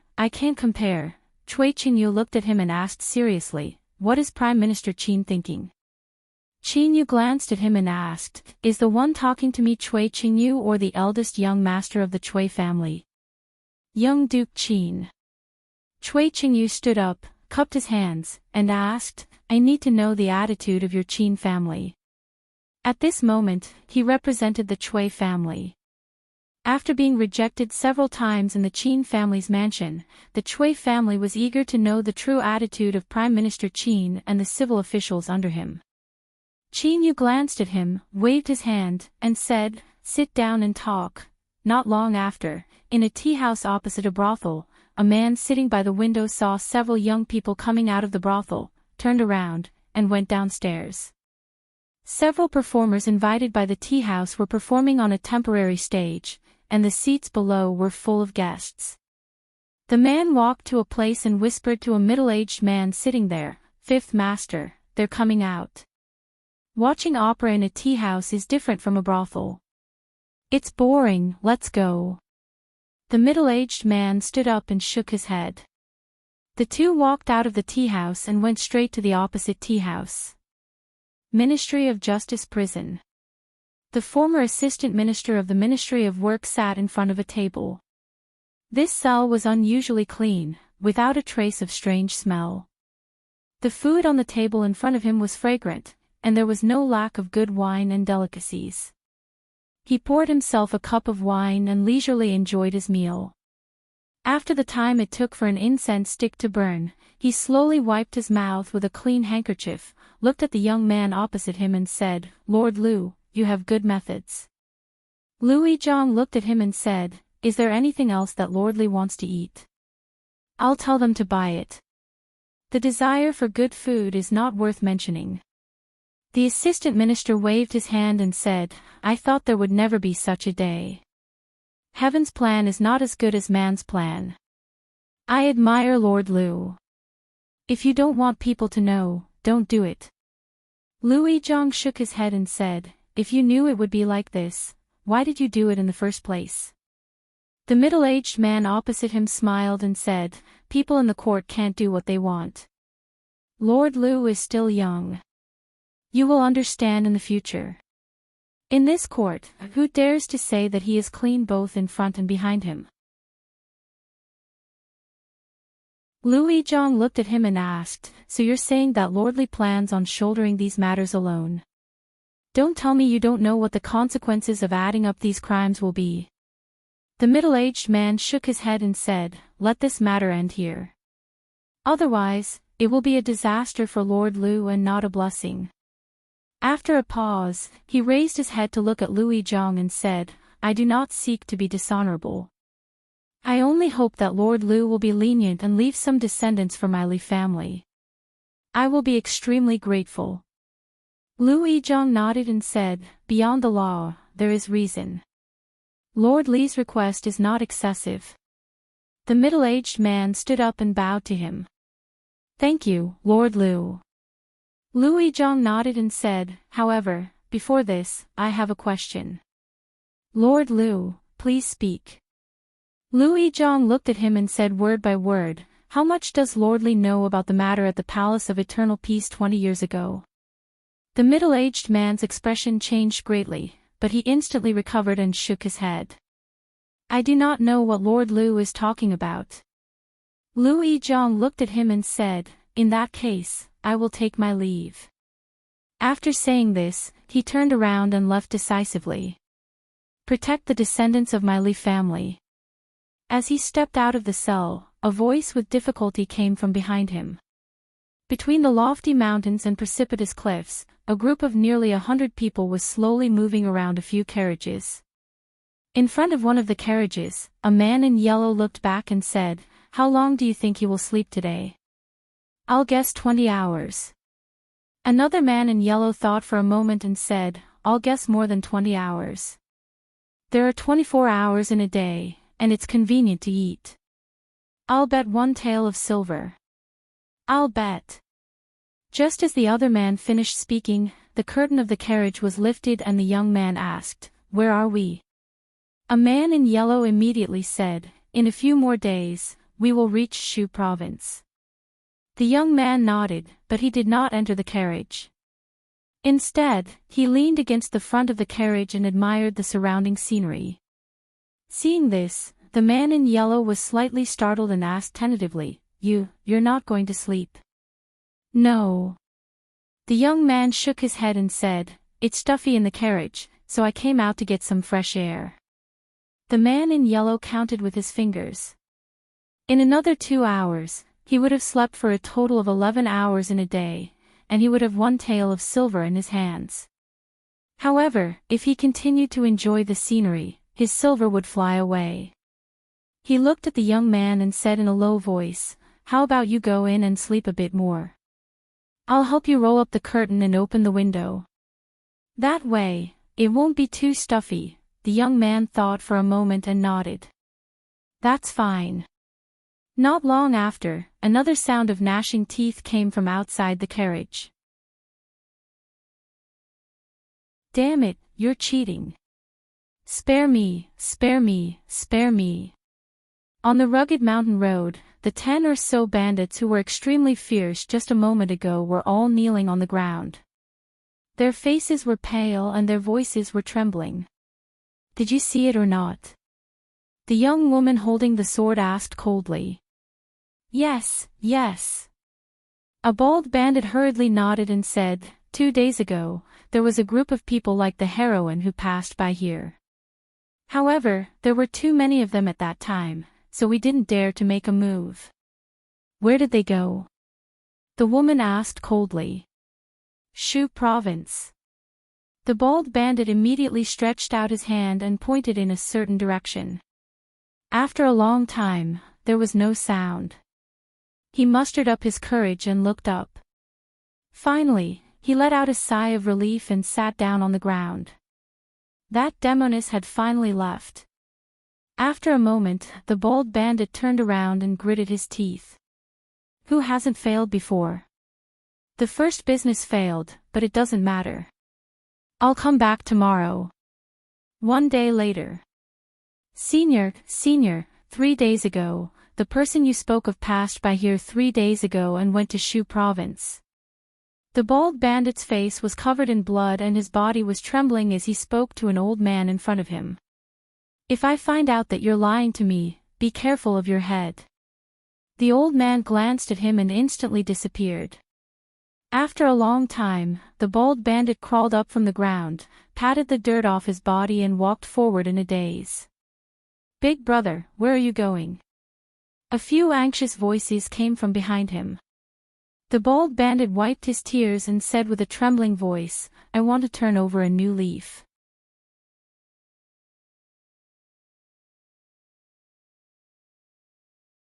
Chapter 649. Located in the extreme west of the Jing Kingdom, Shu Province was remote and desolate, with only 5 small counties under its jurisdiction. Yong County, located in the southwest of Shu Province, was the last inhabited place in the west of the Jing Kingdom. 50 miles away from Yong County, there was a great river more than 1,000 feet wide. Crossing this river, one would officially enter the territory of the Qi Kingdom. Because it was remote, it was even poorer. The poorer a place was, the more chaotic it was, and the more chaotic it was, the poorer it was. It was an endless cycle with no solution. Therefore, bandits were rampant in Yong County, and the public security was extremely chaotic. Fortunately, they were only small groups of roving bandits, who only dared to wreak havoc in the villages around the county, not too close to it. 100 miles to the south was the truly terrifying place. It was the border between the Qi Kingdom, the Jing Kingdom, and the Wu Kingdom. It was an area that the 3 kingdoms did not care about. The mountain range stretched on endlessly, and the bandits and mountain bandits there were even more arrogant than the government. Often, there was no one living within 100 miles, which was truly desolate and uninhabited. Looking from afar, the city walls seemed thick, but the guards at the city gates were all listless and bored. Although this place was considered to be bordering the Qi Kingdom, and the relationship between the Jing Kingdom and the Qi Kingdom had always been tense, the army of the Qi Kingdom would not have to climb over the mountains that stretched for dozens of miles, and then cross the great river to come to this place. The unique geographical advantage did not cause Yong County to suffer from the chaos of war. Because of the existence of the provincial governor's mansion and the king of Shu's mansion, the public security of Yong County was more stable than that of other counties. A few carriages slowly approached from afar, and there were nearly 100 people accompanying them. Most of these people were dressed in blue or yellow, and they seemed to be well organized and disciplined. The soldiers guarding the gate shuddered, and one of them retreated into the gate and shouted from afar, "Stop, who are you?" A figure rushed over from behind, slapped him on the head, and scolded, "You blind bastard. This is an important guest of His Highness. Get out of here." Behind him, a man in purple hurried forward, walked to the front of the first carriage, and said in a low voice, "Your Highness, Protector has been waiting in the city for a long time." Behind them, a long yawn came from one of the carriages. Then, a young voice came from the carriage, "Why did you stop? Is it time to eat?" The yellow-clothed man next to the carriage had an expression of admiration on his face.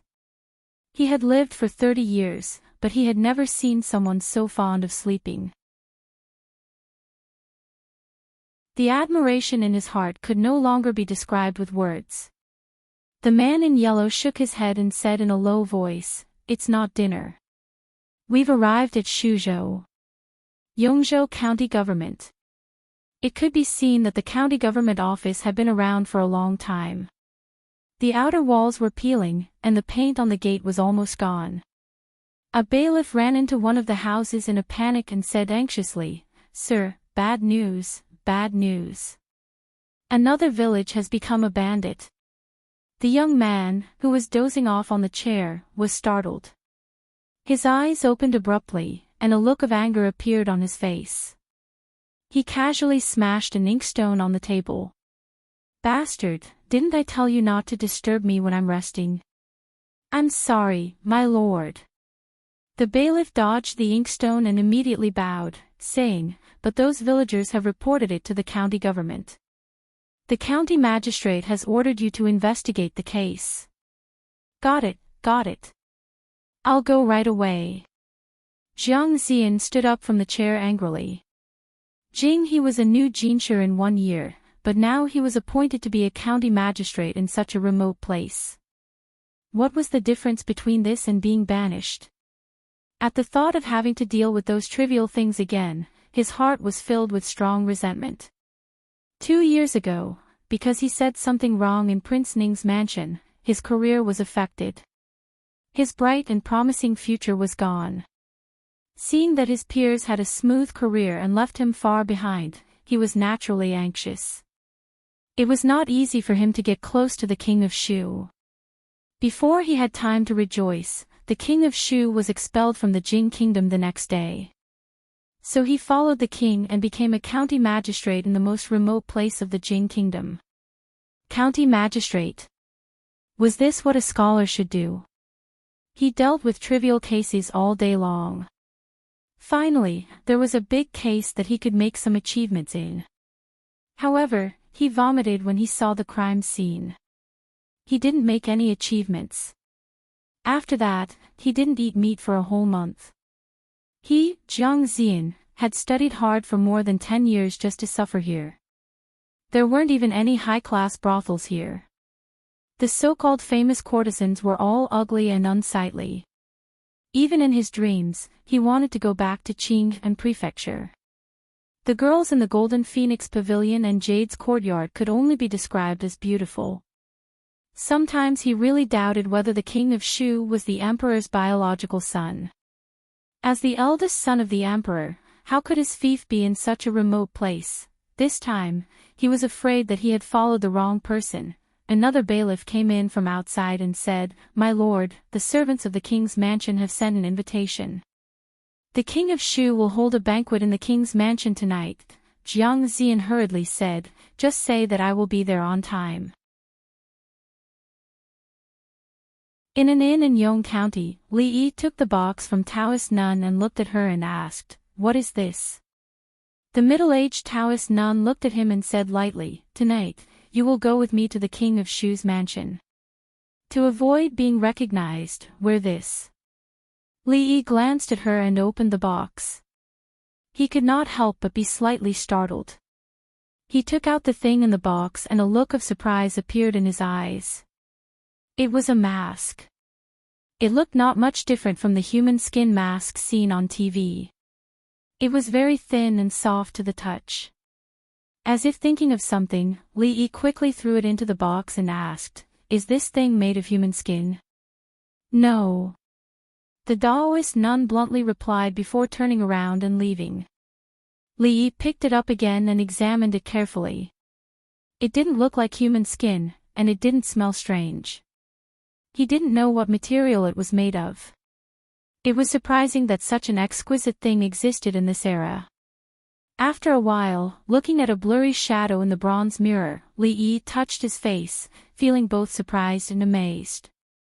If he observed it carefully in the day, there might be some flaws. But at night, after wearing this thing, there was no trace of Photoshop. He did not know how it was made. After a while, Li Yi carefully took it off and put it away. Then, he looked at the candle on the table and was lost in thought. Along the way, he did not have enough opportunities to leave clues. He was also not sure if Rui and the others could get the news. Outside of Shu State was the Qi Kingdom. Once he stepped into the territory of the Qi Kingdom, it would be more troublesome to get rid of them. But now, this Taoist nun was watching him very closely. She even wanted to bring him to the King of Shu's banquet. There were not many opportunities to escape. Right now, he could only take it one step at a time. In a room on the upper floor of the inn, a young man dressed in a luxurious robe smiled and said to Taoist nun, "Auntie, after this period of contact, I realized that this King of Shu is a complete idiot. I only used a little trick and gained his trust. This person can be put to good use. Although this person is stupid, he has a strong background. Even the Cui family is standing behind him. In the imperial court, he has hundreds to answer his call. When the time comes, with his influence in the imperial court, it will be more convenient for us to do things. We can use him to deal with matters in the open, and in the end, we can be the fisherman who reaps the benefits." The young man's smile was somewhat proud. When he talked about the King of Shu, his face naturally revealed a look of mockery. "I said before, don't get too close to Li." The middle-aged Taoist nun looked at him with a frown and said, "Have you forgotten how the Fong family only has the two of us left? The Fong family and the imperial family of the Jing Kingdom are absolutely irreconcilable. Naturally, this hatred will not be forgotten. As long as I am alive, I will make the Li family watch the Jing Kingdom fall," the young man said through gritted teeth. Then, he said seriously, "However, before that, for the sake of the greater good, it is necessary to endure."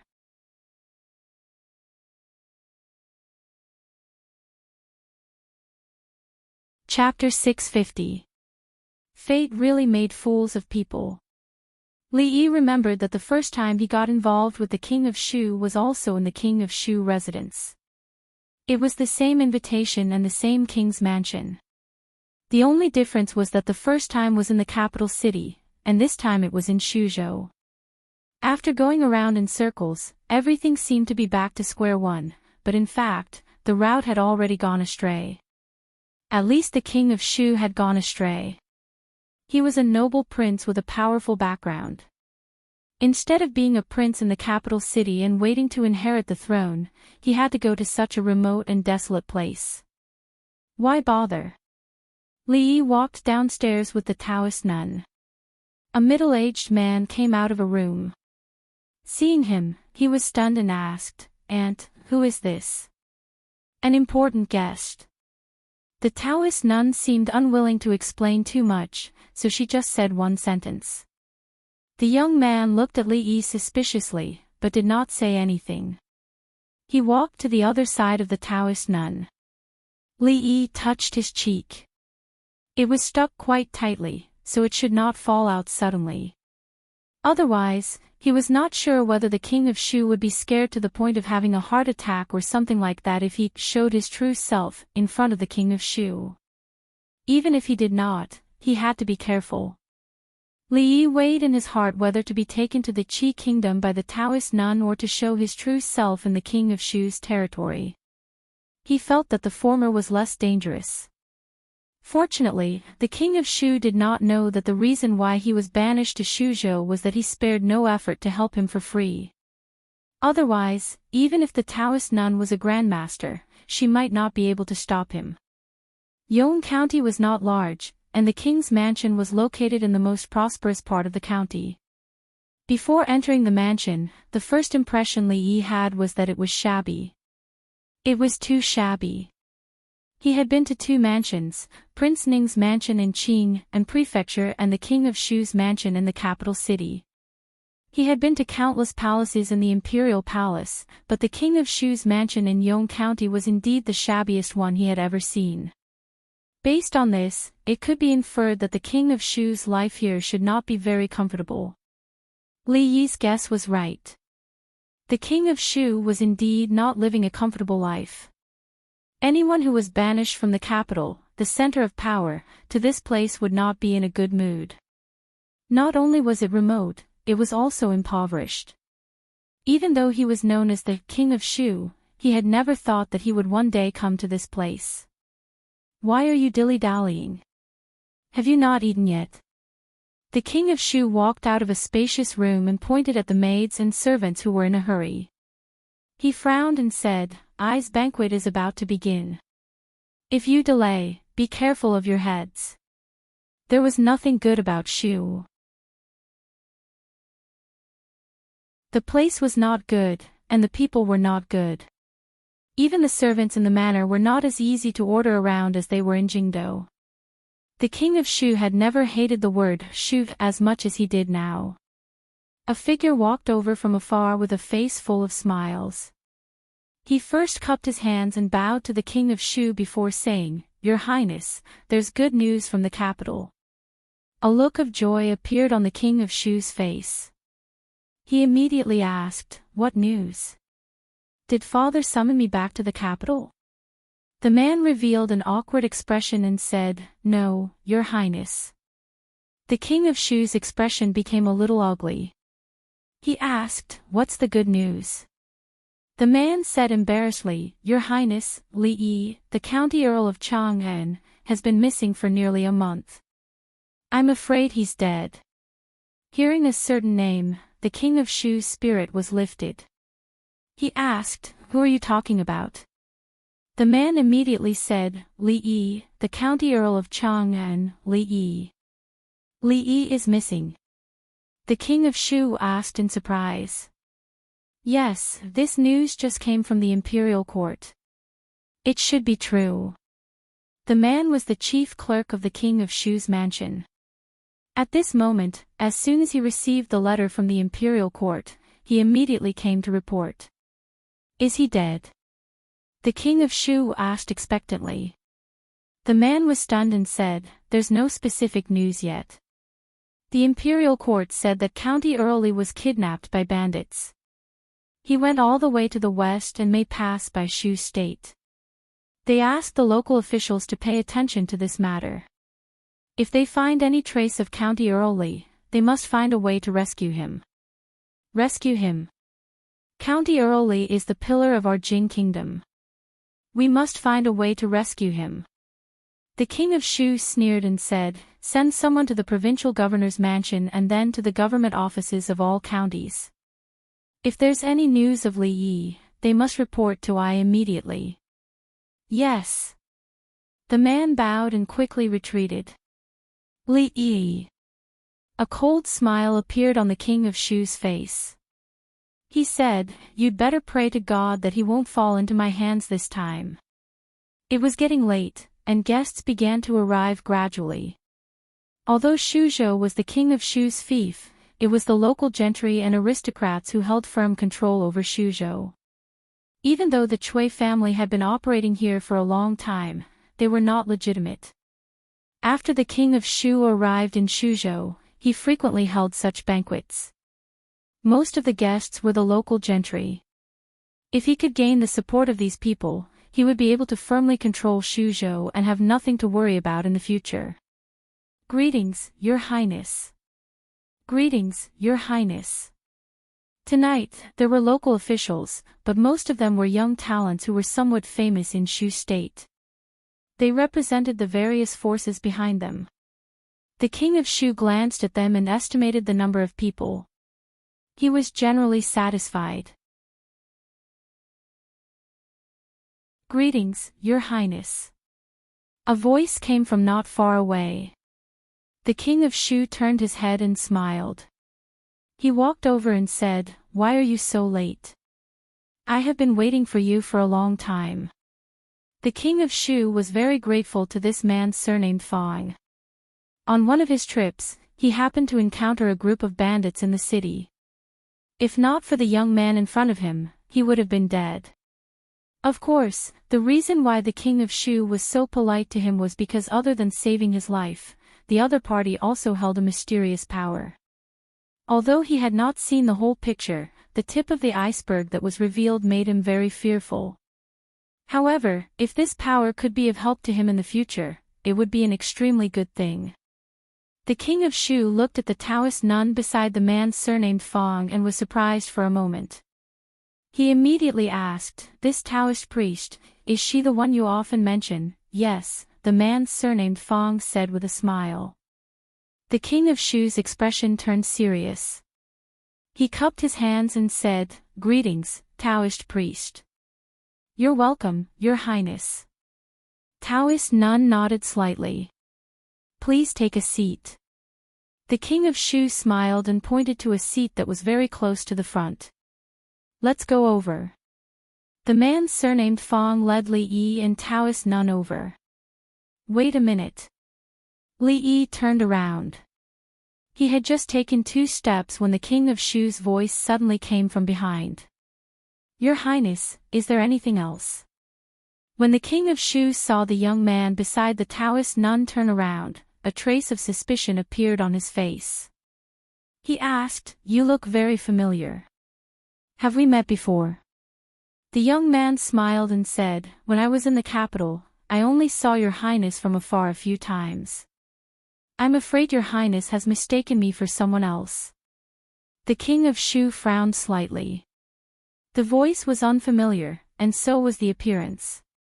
But why did he feel an inexplicable sense of familiarity? What was even more strange was that he felt an inexplicable sense of disgust just by looking at this face. "Forget it, it's fine. I mistook you for someone else." A moment later, a trace of doubt appeared on the king of Shu's face. He shook his head and turned to leave. The middle-aged Taoist nun glanced at Li Yi and sat down on the seat of honor. Li Yi sighed in his heart. How did the saying go again? The ones who know you best are not your friends, but your enemies. This saying was really King reasonable. Soon, singers and dancers walked out from the surroundings. They performed to their heart's content accompanied by the night lights. Li Yi picked up his wine glass and took a sip. However, he was not in the mood to appreciate it. He leaned back in his chair and put his arm behind his head as a pillow. He looked at the night sky filled with stars. At the same time, in Shuzhou City, a day of performances had ended. In a brothel that had just closed, a few men stood in a row and bowed. "Greetings, Alliance Master." 100 miles away, under the night sky, an old man leaned against a tree trunk. He took out a small porcelain bottle, took out a pill, and threw it into his mouth. "Bah, it's so bitter." After a moment, he mumbled to himself and took out a cloth bag from his bosom. He carefully took out a milky white square object that was about the size of a fingernail and threw it into his mouth. He mumbled, "That damn Taoist nun, she sure runs fast."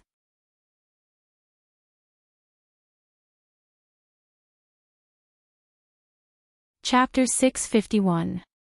The Taoist nun and the young man surnamed Fang went into the hall to discuss something with the king of Shu. Several people in blue stood behind Li Yi. They seemed to be protecting him, but they were actually watching over him. Li Yi looked back in a certain direction. The king of Shu had actually hooked up with the people of the cult. The old emperor was not dead yet. Did this guy really want to rebel? Li Yi did not know the purpose of this holy religion for the time being. But historical experience told him that it would be a pity if a civil organization gathered more than 100,000 people did not rebel. Along the way, he got a lot of information from the words of these followers. The headquarters of this saint sect was in the kingdom of Qi, and the 100,000 followers were also in the kingdom of Qi. According to the situation they encountered along the way, they had obviously developed to a certain extent in the Jing kingdom. It was just that they didn't know if there were any traces of them in other countries. If there were, this organization was too big. If these people wanted to rebel, the old emperor would probably have a headache.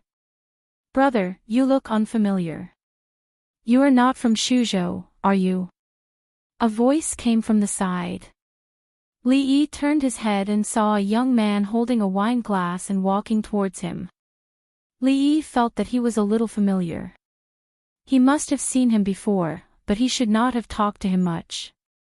Because except for a little familiar, he really could not find anything more about him in his memory. Li Yi nodded and said, "No, I am from the capital city. I am Jiang Xian, the former county lieutenant of Yong County." The young man smiled and sat down beside him. Jiang Xian. Li Yi finally found more information through this name. Prince Ning's mansion, Jiang Xian, Cui Yanqin, who had made things difficult for Wan Ruoqing in Prince Ning's mansion. Later, there was a big storm. The main culprits were this man and Cui Yanqin. Later, he heard that they were implicated because of this. Among the Jinshi candidates of the same year, only these two were temporarily suppressed. After that, he met Cui Yanqin in the king's mansion of Shu. He did not expect to meet another old friend in this desolate Shuzhou. Li Yi cupped his hands and said, "Greetings, Master Jiang. I am Li Xian. Brother Li is too polite. Just call me Xian." Jiang Xian smiled and said, "However, Brother Li's name is exactly the same as that of a friend of mine." Li Yi looked at him with a smile and asked, "Brother Jiang, are you talking about the heir of King Ning, Li Xian?" Jiang Xian was stunned for a moment, then he smiled and said, "I forgot that Brother Li is from the capital city. You must have heard of young Prince Li Xian's name." Li Yi cupped his hands and said, "Young Prince Li Xian is one of the 3 heroes of the capital city. I didn't expect Brother Jiang to be familiar with him. My apologies." "You're flattering me." Jiang Xian waved his hand and smiled nonchalantly. He said, "This is nothing. Li Yi, the Earl of Chang'an County, and I'm also close friends. I didn't tell Brother Li, did I?" "Oh. Brother Jiang and that Li Yi are close friends." Li Yi looked surprised. He lowered his voice and said, "I heard that the king of Shu and that Li Yi have a deep feud." "Brother Jiang, you..." Jiang Xian was stunned for a moment, then he laughed and said, "I'm just joking. Brother Li, don't take it seriously. I am not that close to that Li Yi. Brother Li, don't spread rumors." Jiang Xian changed the topic and asked, "Brother Li, are you familiar with that Brother Fang? What is his background?" "Not really." Li Yi shook his head and said, "In fact, today is the first time I've seen him." Jiang Xian looked a little disappointed. The king of Shu's attitude towards the Brother Fang was very unusual. If he could make friends with him, he might have a way out in the future. He had originally wanted to find out something from this place, but this goal had failed. "Brother Jiang is the county lieutenant of Yong County." Li Yi suddenly looked at him and asked. Since he had nothing to do, it was good to listen to Brother Jiang brag and kill time. Jiang Xian nodded with flagging interest. When he was about to leave after a few words, he suddenly heard the young man opposite him say, "To tell you the truth, I was also a county lieutenant for a period of time." "Huh?" Jiang Xian was stunned and asked, "Brother Li was also a county lieutenant?" "Yes," Li Yi sighed and said, "the past is unbearable. Let's not talk about it, let's not talk about it." At a certain moment, the way Jiang Xian looked at him immediately changed. He let out a long sigh and said, "We are all in the same boat. I didn't expect that Brother Li and I would have the same experience." He drank the wine in his cup, sighed again, and said, "People like us have studied hard for more than 10 years in order to enter the official career. But fate makes fools of us. I, Jiang Zian, have ambitions, but I can only hide in a place like this and become a small county officer." The king of Shu smiled and said, "Don't worry. From now on, you can do whatever you want in Shuzhou. But don't forget what you promised of course." The man surnamed Fang walked out of the main hall and turned back to salute the king of Shu. He said, "Your Highness, you don't have to send me off." After saying this, he turned and left with the Taoist nun. Seeing the two of them walk away, a man behind the king of Shu said, "Your Highness, are we really going to cooperate with them? I'm afraid that this person has wild ambitions and will be a big trouble." The king of Shu waved his hand and said in a low voice, "When I ascend to the throne, I won't be afraid of his little ambitions. Don't worry. The day I ascend to the throne will be the day they are destroyed." The middle-aged Taoist nun who was walking in front stopped and turned her head. The king of Shu saw her from afar and laughed loudly. "Take care, Taoist." Jiang Zian's eyes were hazy from the alcohol. He patted the table and said, "In the future, if Brother Li has any trouble in Yong County, you can come to the county government to find me." Li Yi smiled and cupped his hands. "Thank you, Lord Jiang." Jiang Zian waved his hand and said with dissatisfaction, "There's no need to be polite between us. Just call me Zian." Seeing the Taoist nun coming from afar, Li Yi said, "I'm afraid I have to go. Brother Jiang, let's meet again if fate allows it. Remember to come to the county government to find me." Jiang Zian lay on the table and murmured. Then he fell into a deep sleep. Seeing Jiang Zian's appearance, the man surnamed Fang asked in surprise, "Do you know each other before?" "We just met." Maybe it was the common experience that triggered some kind of emotion in Brother Jiang's heart. After a few words, Brother Jiang treated him as a bosom friend and confided in him. Brother Jiang wished they had known each other for 20 years and almost became sworn brothers on the spot. Of course, it could be just because of his personal charm. After all, although the mask covered his face, it could not cover his temperament. If the mask was taken off, the effect would be better. Our power in the Jing Kingdom is still very weak.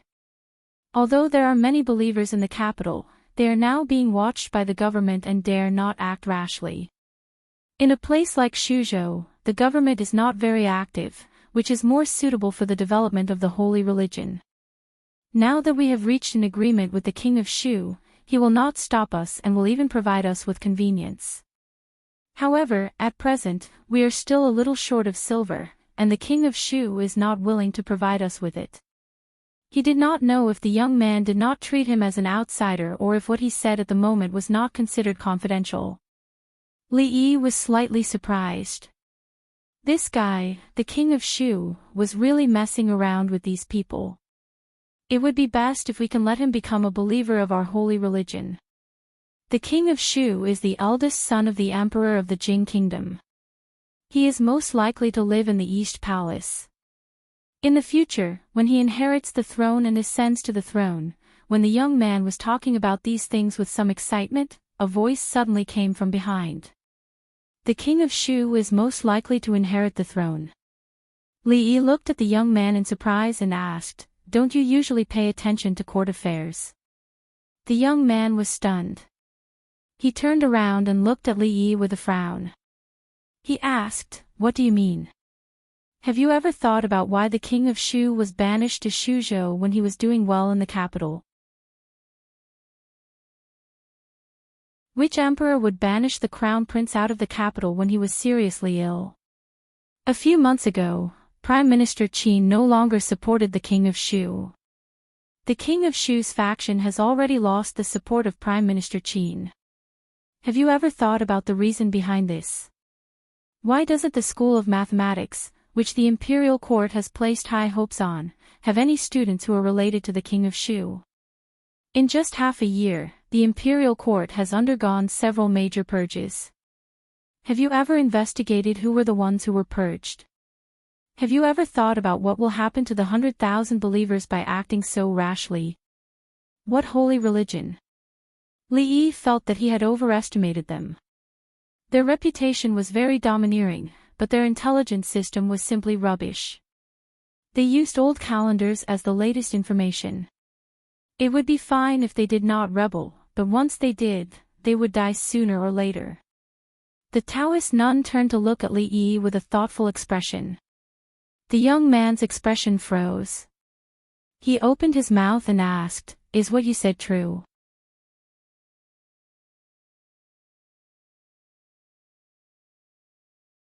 Chapter 652. Is what you said true? Li Yi glanced at him and saw that the youth surnamed Fong was looking at him suspiciously. Li Yi shook his head slightly. This young man's question was not up to standard. No one knew the cause and effect of these incidents better than him. He knew what others knew, and he knew the details that others did not. No one knew better than him how the once lofty king of Shu had fallen step by step to the state he was in today. Of course, it was all his own doing. As an outsider, he could not bear to watch a good hand of cards being played to such a state. Now that things had come to this, the king of Shu was destined not to be the emperor. If he left Shu for the capital now, he would die halfway through the journey. This was already decided when he left the capital. If he really colluded with the Taoist nuns faction, there would be more trouble when the time came. Therefore, it was necessary to persuade these people to change their ways. It was not easy for such a large sect to start from scratch. It would be a pity if the king of Shu, who had cheated his teammates for 20 years, were to destroy the foundation that they had built up over the past few decades. Even Li Yi himself could not bear to do so. Thank you for your reminder, brother. I will investigate carefully. The youth surnamed Fong cupped his hands and said, "We are all on the same side, it is what I should do." Li Yi waved his hand and walked into the inn. He instructed the waiter downstairs, "Send some food and wine up later." Just now in the king of Shu's mansion, he had only heard brother Jiang boast and sigh, spittle flying everywhere and ruined a table of food. Now he was a little hungry. The waiter hurriedly replied, "All right, sir, please go up first. I will go to the kitchen and inform them. The food and wine will be here soon." Not long after Li Yi stepped into the room, in another guest room, the youth surnamed Fong said with a gloomy face, "Get the person in charge of gathering information in the capital to come here." Not long after, a blue-robed man hurried in and said, "Protector, what instructions do you have?" The youth surnamed Fong looked at him and asked, "Have there been any major changes in the capital's court these past few months?" The man in blue thought for a moment and said, "There are no major changes. It's just that a few days ago, the emperor of the Jing kingdom sent people to investigate the accounts of the officials in the capital. Later, many officials were dismissed. Recently, after we left the capital, there was quite a bit of turmoil in the court. Every day, there is new information. I haven't had time to sort it out." The youth surnamed Fong said in a deep voice, "Bring me all the information you've gathered." "Yes, guardian." After a while, the man in blue took a thick book and walked into the room again. The youth surnamed Fong sat down in front of the table and quickly flipped through the pages. As time passed, his expression became increasingly ugly. The king of Shu incited public opinion and attempted to force the abdication of the throne. He was expelled from the capital, the Divination Academy, the assistant minister of the Ministry of Justice, the Ministry of Revenue, the purge of the imperial court. The son of the assistant minister of the Ministry of Works has been killed. The assistant minister of the Ministry of Works will have his property confiscated. The women will be given lowly status, and the men will be exiled for 3,000 li.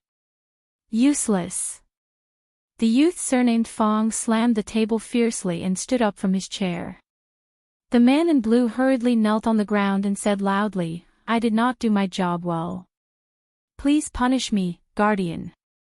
The youth surnamed Fang did not look at him and muttered, "If the holy religion wastes its resources on this kind of useless person, I'm afraid it will be like drawing water with a wicker basket." Before this, he had always thought that the king of Shu was the only candidate to inherit the throne. After hearing the man's words and carefully understanding the current situation, he finally understood that the situation in the imperial court of the Jing kingdom had changed so much. Although he had a deep hatred for the current Emperor Jing, he would not think that he was a fatuous ruler without talent and virtue. He would not be so fatuous that he would banish the crown prince thousands of miles away when he was seriously ill and carry out a purge in the court to reduce the power behind him. The only explanation was that the king of Shu no longer had a chance to become the emperor. Although useless people are useless, they still have some use. A cold smile appeared on the youth surnamed Fang's face and he said, "Pass down the order. Come on, send these dishes to the guest in room 7 upstairs." The waiter brought out a tray and put it on the table.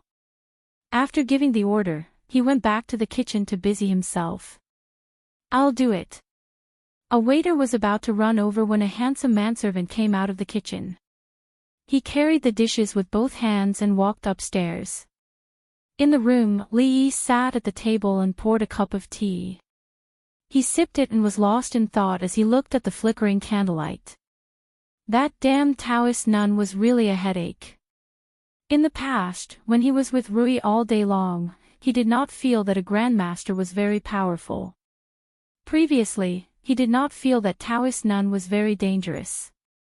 Now he finally understood why all the people in the martial arts world changed their expressions when talking about a grandmaster. Every time he woke up, he felt that this Taoist nun was even more unfathomable. This kind of feeling really made him feel helpless. He held the teacup with a little force. With a crack, the teacup broke.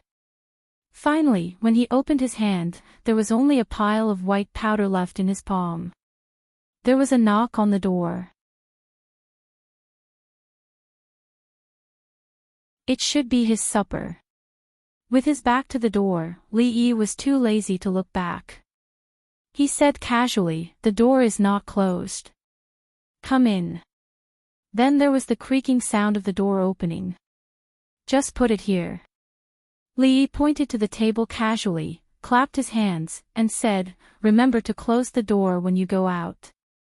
The manservant put the dishes on the table and turned to leave. Soon, Li Yi heard the sound of the door closing. Shuzhou was really a remote place.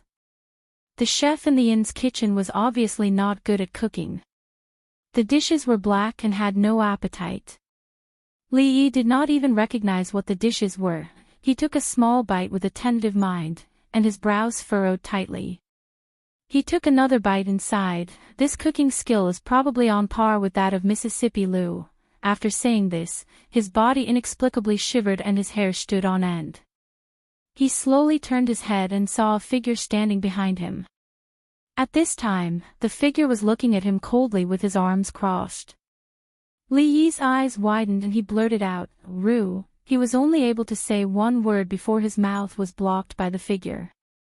Separated by a wall, the middle-aged Taoist nun sitting cross-legged on the bed slowly opened her eyes. "Ru. Gua, I can give up the whole world, but at least I have you, who is worth cherishing. And you are here, the miracle of life." There was a strange song coming from the other side. It was not the music that was popular in the Qi kingdom or the Jing kingdom. It inevitably sounded a little different, but if one listened carefully, it was still pleasing to the ear. In addition, there were other voices coming.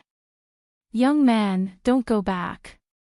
Sit down and have a drink with me. Let me tell you, you'd better fire the chef in the back kitchen of the inn as soon as possible. It will affect the business. If you don't believe me, you can try it yourself." The middle-aged Taoist nun shook her head. That Li Yi had always given her the feeling that he was different. He always did things that ordinary people could not understand. Until now, she had become much more used to it. If she thought about it carefully, those who were capable were mostly like this. They had some strange habits or behaviors, so she had always turned a blind eye to these things. There were still many things that she needed him in the future. Even if she could not make him loyal, she could not cause too much disgust. The middle-aged Taoist nun turned her head and looked at him, then slowly closed her eyes.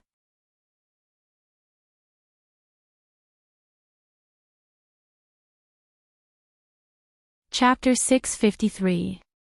Hey, brother, why don't you speak? Are you mute? Li Yi said. He dipped his index finger in the tea and wrote a line on the table. The Taoist nun is next door.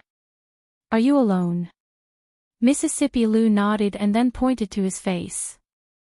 Li Yi was stunned for a moment, and his eyes widened again. Are you really alone?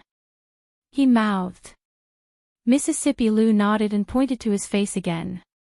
Rui. Li Yi had just written 2 words on the table when Mississippi Lu nodded slightly and pointed to his face again. The important thing now was not his face, but how they could escape.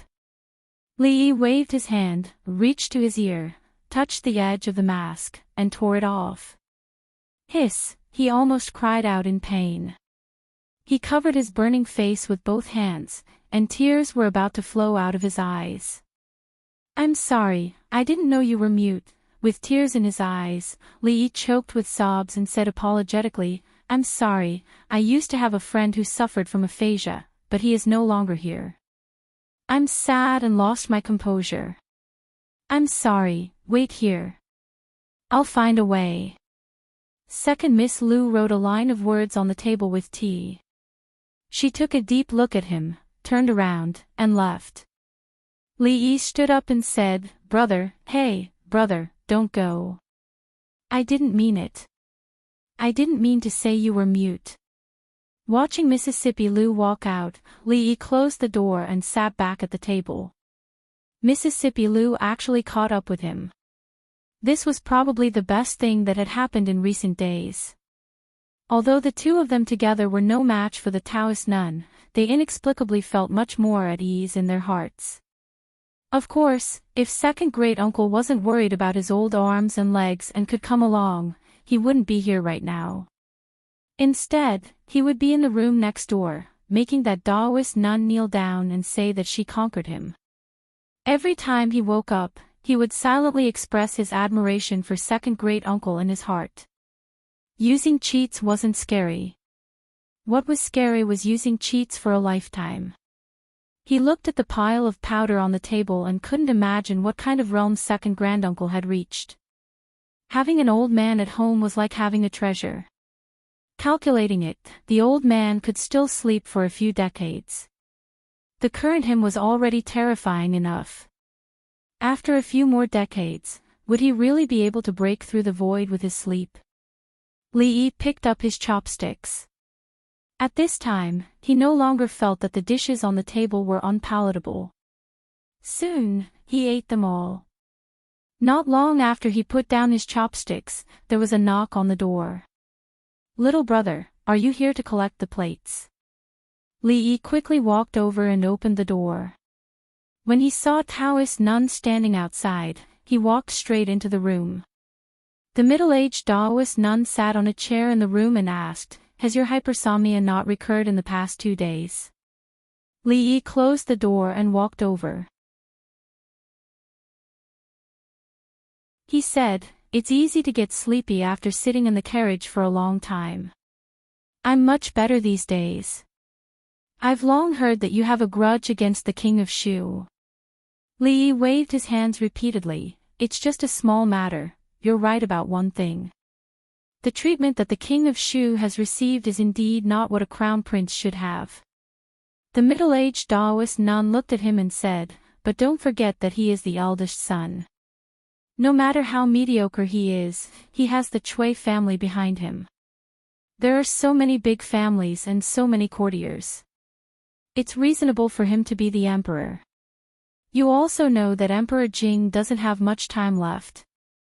This time, the king of Shu has only touched the bottom line of an emperor. Once Emperor Jing's illness worsens, the king of Shu is bound to be summoned back to the capital city. Have you ever thought about how you and the Li family should behave at that time? Of course, Li had thought about this matter. Because he knew that he and the king of Shu were like fire and water, he had long left a way out for the Li family. That was why he had done so much for the eldest princess for free. That was why he had sent the king of Shu out of the capital city. That was why he had caused the king of Shu's faction to be greatly weakened. That was why the king of Shu could only stay in Shuzhou for the rest of his life. Once he left Shuzhou, he would face the pursuit of countless killers. With the title of the king of killers, killing a person in 10 steps and unstoppable in 1,000 miles, and the temptation of 10,000 taels of silver, there would always be a lot of people who couldn't resist such a generous treatment. If 10,000 taels of silver was not enough, then 20,000 taels of silver. Whether it was fame or profit, he would definitely satisfy those people. The Taoist nun said again, "You should know that the day the king of Shu ascends the throne will be the day the Li family is destroyed. Although the Jing kingdom is big, there is no place for you." That's right. Li nodded. In principle, what the Taoist nun said was not wrong at all. Even if you hide in other countries, I don't think you will have a good life. The middle-aged Taoist nun looked at Li Yi and said, "As long as you join the holy religion, I can definitely guarantee the safety of you and the Li family. At that time, you can follow the holy religion to overthrow the Li family's imperial power. Then, you will be above tens of thousands of people. I have asked you to consider this a long time ago. What do you think now?" Li sighed and said, "I am not talented and incompetent. I really don't know what I can do for you, Taoist nun. You don't have to be modest." The middle-aged Taoist nun shook her head and said, "Among the younger generation of the Qi kingdom and the Jing kingdom, the only one who can compare with you is the third prince of the Qi kingdom. You are different from him. In the whole world, you are the only one who can catch my eye." These words made Li Yi blush a little. Although this Taoist nun was a little bad, her words were rarely to the point. She was also born with a pair of sharp eyes and had once saved him. If it wasn't for the fact that she took advantage of Rui's pregnancy and kidnapped him, he might have had a good impression of her. Unfortunately, he was not interested in rebelling against the old emperor. Moreover, the holy religion was a good thing. This Taoist nun was obviously not a good leader. Even the most basic intelligence system was a mess. It was really unbearable. Li looked at her and asked, "What do you want me to do, Taoist nun?" The middle-aged Taoist nun said, "Lioli, Tianfa. As long as you do your best for the holy religion, I will definitely not mistreat you." Lioli didn't care. This thing would not be valuable for long. It was estimated that there was already a trend of a blowout. Not long after, not only the Jing kingdom, but also the Qi kingdom, the Zhao kingdom and the Wu kingdom would not be spared. He had already made arrangements for these things before he left. Tianfa naturally couldn't be given to him. If this thing were to be spread out and obtained by the Qi kingdom, the Jing kingdom would probably be doomed. It would be hard for them to live in the future. A conflicted expression appeared on Li Yi's face. This Taoist nun was too powerful. Moreover, he was still in her hands. At present, there was no good way to get the holy religion into his hands. It was not so easy to change the mind of a fanatic. Tianfa definitely couldn't be given to him.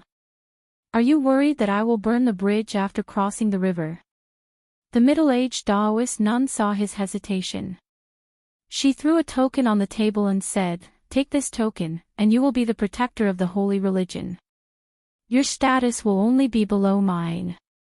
I will give you another half a month to think about it." After saying this, the middle-aged Taoist nun glanced at him and directly turned to leave. Li Yi took out the token and held it in his hand to have a look. It was actually a jade token. It was heavy and felt very good. According to the man in blue, the holy religion had more than 100,000 believers in the Qi kingdom and the Jing kingdom. Didn't it mean that with this token, he would be below one person and above tens of thousands of people? It was only below one person and above tens of thousands of people. If this Taoist nun accidentally walked on the road and was hit by a meteorite or choked to death while eating or drinking, wouldn't he be the new hierarch?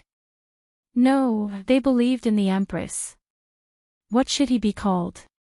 The Heavenly Duke. No, that was too unpleasant to hear. How about calling it the Ming cult? If it was called the Ming cult, he would be the hierarch. Moreover, the name Ming cult was good for publicity. The Sun Moon cult is accomplished in both literature and martial arts.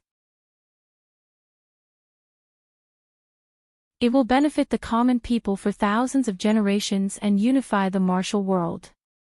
The sacred fire of light shakes the earth and burns away all injustice in the world. The hierarch will enjoy immortal fortune forever and live as long as the heavens. Listen, this was a professional slogan. Just a few people shouting at the top of their lungs that the Divine Empress had appeared and that the Divine Empress was protecting them. The pretentiousness was immediately lowered. If they wanted to gain believers, shouldn't they first shout the slogan a little louder? Under the same conditions, if this stall was left to him to manage, it was possible that his believers would already be spread all over the world. With a single call, he would be able to rebel against the old emperor with a wave of his hand. He would be able to blackmail him all day long and find things for him to do. With this thought, Li Yi's gaze once again turned to the jade token in his hand. The protector of the cult was full of sincerity. You're tuning into the LoveLore Library YouTube channel. We're so grateful for your support, and don't forget to subscribe to join us on this incredible journey through captivating stories. Your generosity through donations truly makes a world of difference, as it's the primary source of revenue that allows me to expand and enhance this channel for you. Thank you from the bottom of my heart for being a part of this adventure.